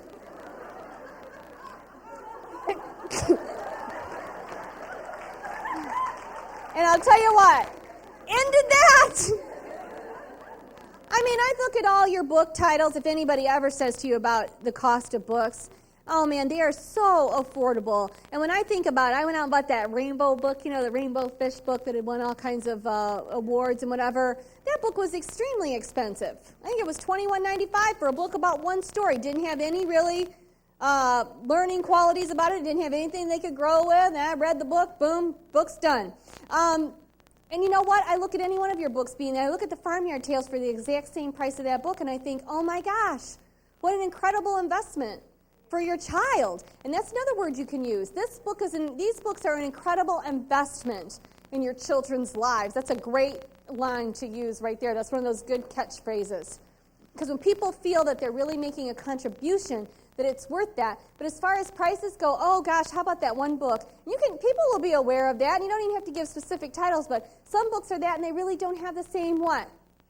Qualities that we have. Any other questions? Right there, what's your question? I noticed you did not do a pretend hostess, and I was wondering if you had seen somebody do that, because I typically don't do it myself, but just what your thoughts are on that. Okay, that's a good question, and I'm going to give you a couple of thoughts on the pretend hostess as well as the raffle ticket game. But I'm going to take my shoes off. Has anybody got a problem with that? All right. These shoes are killing me. I think it's because I had that penny in my shoe that whole time. No. Pretend hostess. There are several different ways, and some people use what you call crutches, or little helpmates. And one of those things is like the bonus date that I use, the bonus date card. That could be considered that. I like that one because it's not too, cheesy. It's pretty simple. It's the dates I want to work. And basically, you can put 5 out there, and out of the booking, somebody's going to take those dates. The pretend hostess works as well. But what I find is that if you're going to do a booking talk, people don't book shows because of the free product. Honestly. They book shows for fun. They book shows because it grabs an emotion. Part of that is getting free product. But the pretend hostess takes precious time that I might want to use elsewise. But you know what? If you want to change up, do it sometimes and then sometimes don't do it. But to me, because I've used the pretend hostess, it takes up time to show that when the bottom line is you're going to get $100. And what I want to take my time on, instead of saying, come on up here, Carol. Now, first of all, we're going to give Carol, just on an average of a $400 show, we're going to give her books. Because I've seen this show. Carol, pick out what you would like. Blah, blah, let me think, I don't know. That. I've just wasted time getting out what I really want to tell you people anyway. Okay? So then, but I'm not saying it doesn't work, because I know people use it, and the reason they use it is because they're comfortable with it. But once you can get comfortable saying what you really want to say and saying what really counts, you can use up those precious minutes much, much better. Okay? But okay, I want this and I want this. Then let's pretend that she has 2 bookings. Now select this. So really I'm spending a lot of time on what?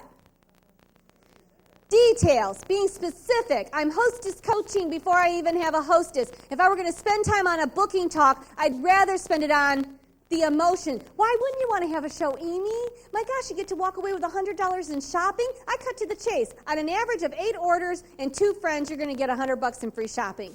And really, why in the world wouldn't you want to have a show? I mean, it takes no more time than the time you spend here this evening. See, I would rather spend my time on that. But some people like the pretend hostess. If you're going to do the raffle ticket game, I have used the raffle ticket game. Make it count. Please don't anyone take offense to this. But again, you waste time on stupid things that don't matter. Okay? When I did the raffle ticket thing, what were things that mattered to me? One is if they filled out on their door price sheet their favorite items, that mattered to me. Because if that was filled out, that was half my battle in getting their order. Is absolutely right. What's another important thing in giving out raffle tickets? Bookings, absolutely. What's another important thing in giving out raffle tickets? A recruiting, a referral is absolutely right. So when I did my raffle ticket game, I kept it really simple. Because again, and one of the games I personally hate, and I don't only hate it from a doing it perspective, but I have been at shows where they do it. And I hate the auction game. Does anybody know what that is? Oh, anyway.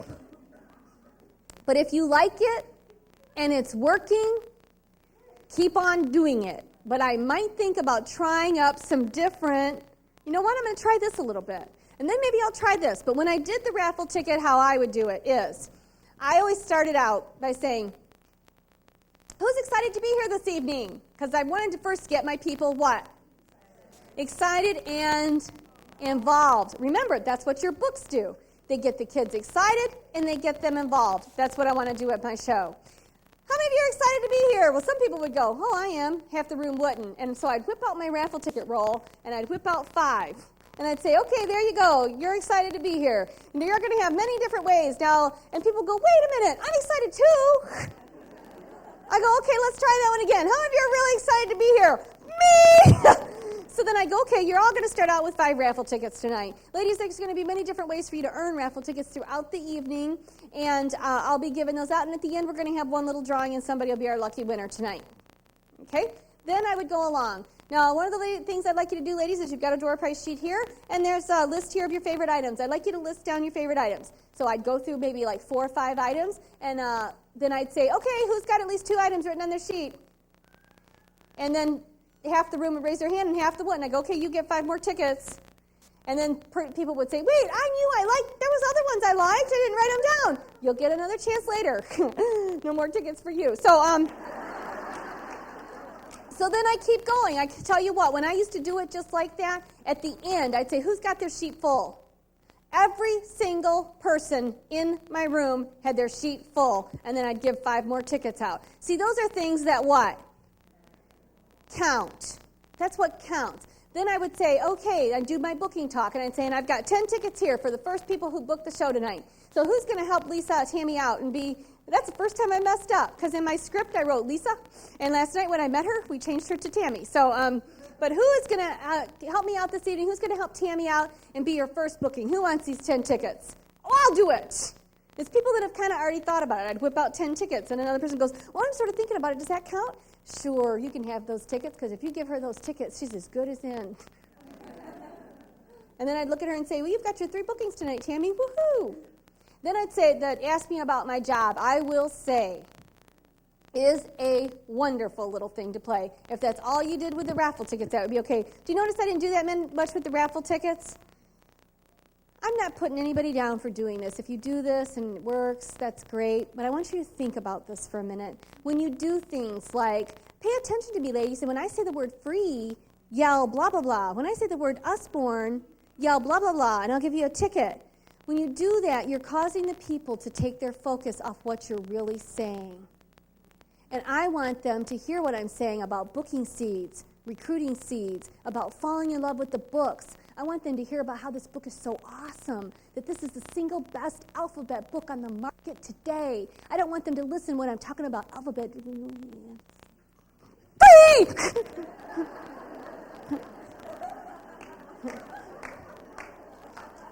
You guys following me? So I would be real stick away from things like that. Oh my gosh, the worst I ever saw at a show ever, and even my 8-year-old son said, Mom, can you believe she did that? I said, no, honey, I can't. And that was when she had people talking in her show. She said, oh, gonna have to take your tickets away. Woo!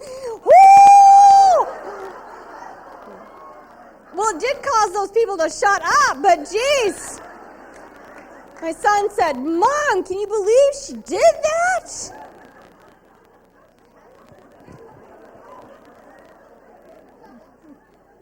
I said, no, honey, I swear to you, I can't. And believe it or not, that was on a company's training video, which is why my son saw it. Yeah, I was watching it, and they go, we're so excited for you to tell us what you think. I go, oh, gosh, I hope I can avoid them at the convention. I don't really want to tell them what I thought about that training video. Anyway, now, the thing is, with the auction game, you're wasting a lot of time in little things. Say this. The raffle ticket game, if you don't know about Ask Me About My Job, it's like, okay, I've got 5 more tickets for anybody that wants to ask me a question about my job. Then they start asking, how many nights a week do you do this? And I said, oh, I've got 20 tickets here for anybody who asks the bonus question. Of course, the bonus question is, how do you get started? If somebody happens to ask the bonus question first, It's like somebody right away says, well, how do you get started? And you go, well, Janet, you are the lucky one tonight. That is the bonus question. So I'm going to go ahead and give you your 20 tickets, Janet, but I'm going to save that answer later, and I'm going to give some of our other guests a chance to earn some tickets themselves. So who else has a question here tonight? So then I'd let them ask, well, how many nights a week do you do this? And what about this? And does this matter? Well, how long have you been doing this? Well, like, how much does it cost to da-da-da-da-da? Then if you can say, then you go, let me go back to Janet, and here's your 20, Janet already has her 20 tickets, so I'm going to answer her question now. How do you get started, ladies? It's really simple and easy. It's a minimal investment, and all we really ask is that you just do a handful of shows with some friends of your own. You go back to that speech I already gave. It's just now in the format of that. You don't give every single detail. You just give an overview, and then you say, so ladies, if you would like a packet of information to take home with you this evening, I'd be more than happy to send you home with one. When I started using the raffle ticket game in light of, and sometimes that's all I'd use it for, is we're going to give you a chance to get some tickets just in the Ask Me About My Job. But the other thing I liked it for was the bookings. Who wants 10 tickets here? Who's going to be your first booking? They answered them right there. Oh, me. I'll be one. Okay, I want the 10 tickets. Like if I say maybe, can I? Sure. Rip those off, and it's like, woo! But the auction game, see, people get bored at shows. So sometimes if you've done like 4 or 5 shows with the same group of people, then you might say, you know what? I'm going to do the raffle game. I'm going to do the auction game tonight. I'm going to do a theme show game tonight. But like I've heard things like everybody bring your pajamas in a bag. Now, what exactly, and wear fuzzy slippers to the show. And whoever's got the most unique fuzzy slippers gets a prize. Well, if I'm going to give a prize, I want something out of it besides looking at somebody's ridiculous bunny head slippers. So, all I'm saying to you is if you're going to give us something away free, if you're going to play a game, if you're going to do something, then make it count for something. Make it count for a booking lead. Make it count for a recruiting lead. Don't waste time, because time's too precious to get across the impact that you can have on all of those children's lives and on how they can have it as well. Okay? So that's my take on games. Any other questions? Yep. Both you ladies can stand up.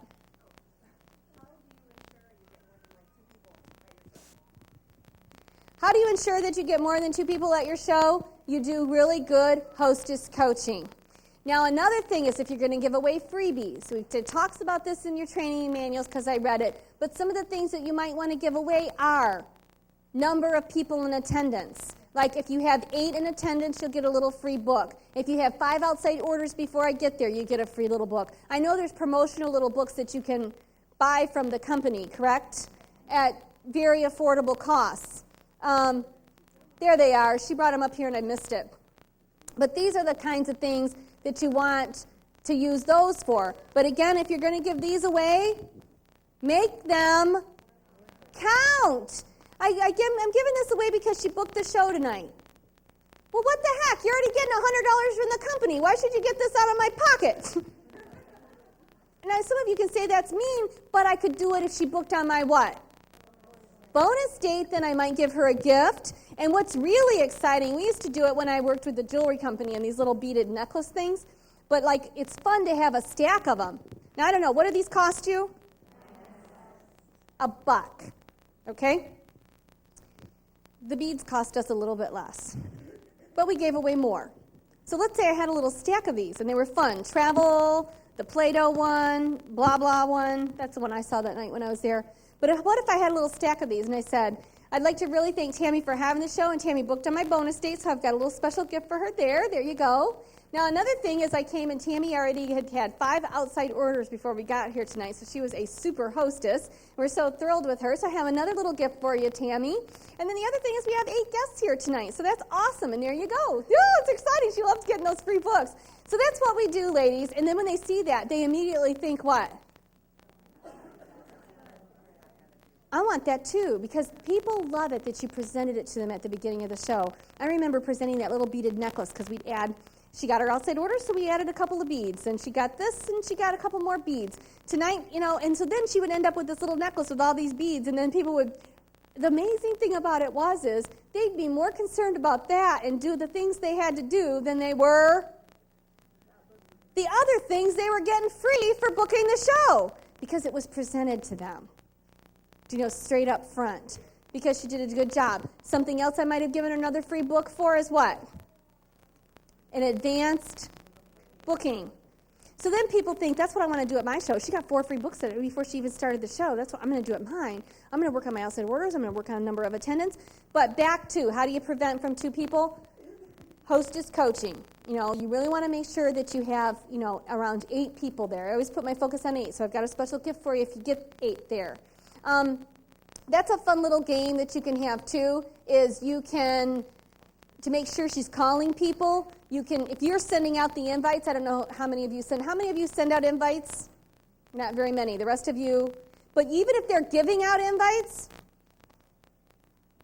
you can still put a little sticker, like put a little duck sticker or some little sticker on 2 of them, 3 of them. She won't even really remember or notice. So she's passing out the invites, and then you tell her, call your guests, and if you can find the people who have the 3 duck stickers, you'll get a little something. That causes her to call people.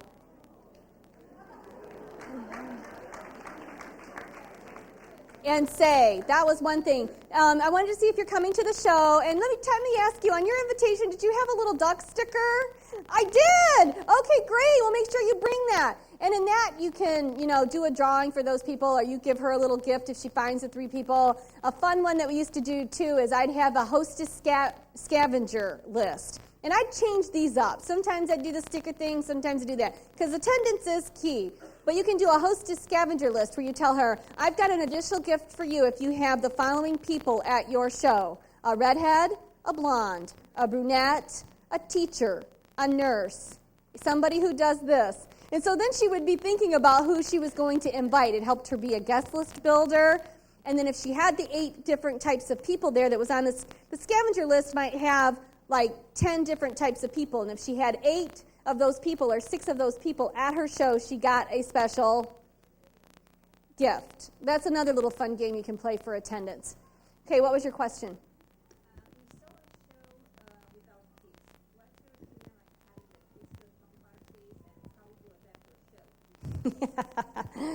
She said, what if those kids show up?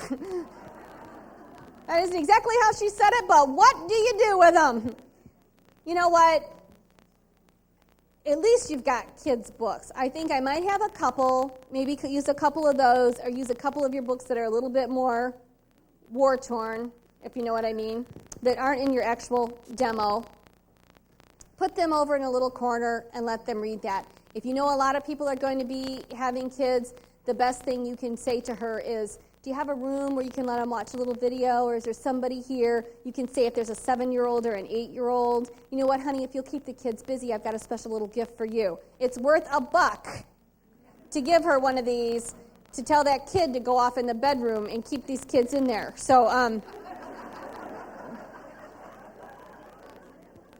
those are a couple of things you can do. But you know what? Sometimes you've got to realize, like I said, it's kind of when the road hits you in the face, you go, this isn't working tonight. I'm just going to show a couple of selections, let them shop. It's a little chaotic. But you know the things I don't give out on that? Is I show a couple of titles, because people are going to buy the books they want anyway.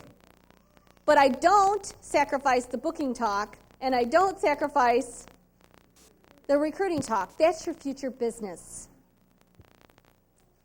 Okay? Okay. Okay.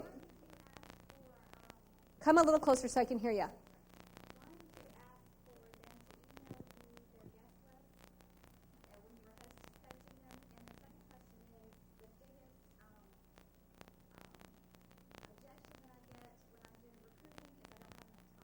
Okay.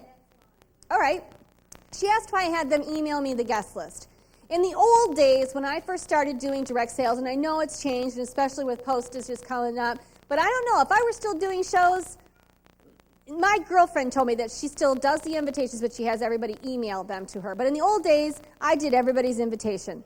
I made them get me the list. I had to have their list in a certain amount of time, and I did the invitations for them. Why? It was my insurance policy. It was worth it. Some people, I would say, I can give the invitations to you, or I can do them, and all you got to do is give me, I'd split postage with her. I did that for a number of years, and that was extremely effective too, and they didn't care because then they didn't have to mail them out. We were splitting the cost of postage, but I knew those people got that invite. The reason I liked having the guest list, so now if I'm giving her invites to pass out, I still tell her I need the email list or mail me the list because I want to see it. It helps to ensure that she made a list and I know that she really invited and that I can really give Tammy credit for her show. I tell him that's a way to ensure credit for the show or whatever. But the reason I like having that list is I get to look at it. First, if she's only invited 5, you know you're probably only going to have 1 or 2. So then I can call her up and I say, oh my gosh, Carolyn, I see your list that you emailed me only had 5 people. Are you inviting more than that? Well, no, that's what I have. Well, usually only half show. So can I help you think of somebody? Like, let's think of the 5 different areas that you know people. Like maybe, anybody you've worked with. Or how about some neighbors? How about the kids that your children are, moms that your children are affiliated with? How about any organizations like church or softball or soccer teams? And, I didn't think about the lady over there. So you help her be a guest list builder. That's number 1 reason why I want to see that list, because it gives me a heads up on what's really going down here. Number 2 is I examined my list all the time, and I looked as to where people were invited from. And if it was somebody that was invited from, like let's say Rochester Hills, which is an hour and 20 minutes away, there's a good chance that what?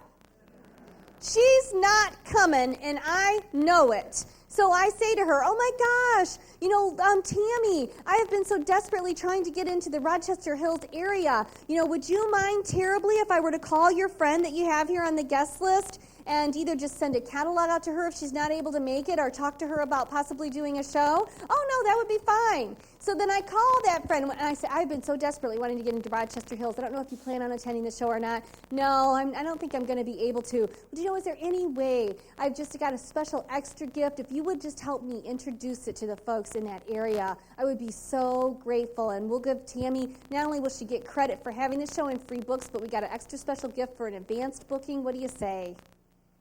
Well, okay, I guess I could do that. Now I'm coming to her instead of her driving to the hour and 20 minutes to Tammy's house, which I know she's not coming. That's the other reason I wanted an email list. There were several things. I could sometimes call and do outside orders after the fact. I could sometimes call and I mostly did the thing. I didn't call everybody. I primarily did the thing was if it was an area I wanted into. And I can't tell you how many bookings I got that way and how many cities I got myself into so that then later I could say, I don't really want to come here. So you're going to need to recruit. Okay, one last question. I decided to just do this because you guys seem into it and it's something we haven't done in the past. And yes. Oh, yeah. Oh, isn't that an awful one? She said, let's go back to her question, and she said, what response do you give to I don't have time? If people don't have time, then they just don't, so they're really not recruitable anyway. If they really were passionate and saying to you, I'd like some information and I think I could do this, then they wouldn't be saying to you, I don't have time. So the two don't go together. If people say I don't have time, either they really don't or they're not really a potential recruit lead in the first place. The thing that you go on with is, and you overcome those objections in the show. Ladies, this is something that you could just do one night a week. This is something that you could do as a hobby, that you could do this, that you could do this, that you could do this. That's what's so great about this. You don't have time? That's what's so great about this is we're all needing time. That's the biggest thing we need. And what's so great about this is you get to set this around your family schedule when it's most convenient for you to actually earn money. That's how I would overcome that objection. And what was your question? I'm sorry, and it's going to be the last one. Oh.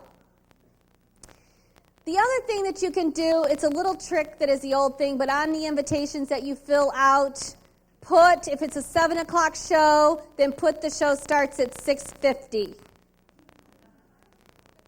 I'm not kidding you. When people say 7, they leave their house at 7. So they get there at 7:10 or 7:15. If you put 10 minutes early, they usually get there at 7. I always started my show within 15 minutes no matter what. Now, like the other day we were at the show and the lady said, well, I know I've got a couple more coming. I know I've got a couple more coming. So, and it was within the 15-minute time frame, though. The other people indeed did come, but then she said it was like about quarter after, and she said, well, I know there's a couple of more people coming. And so it was kind of like, I would have just said, well, let's go start it. Let's just go ahead and get started, and we'll catch them up, which is, in fact, what the consultant pretty much did. So you always have a window. That's why I always like to start the shows at 7, because if you could really start by 7:15, you'll still be okay in a timely fashion. But one trick is putting on the invite, believe it or not, 6:50. People look at it in their brain, they're going at 6-something instead of 7-ish. Okay? Ladies, you have been, again, an extremely delightful audience. Thank you.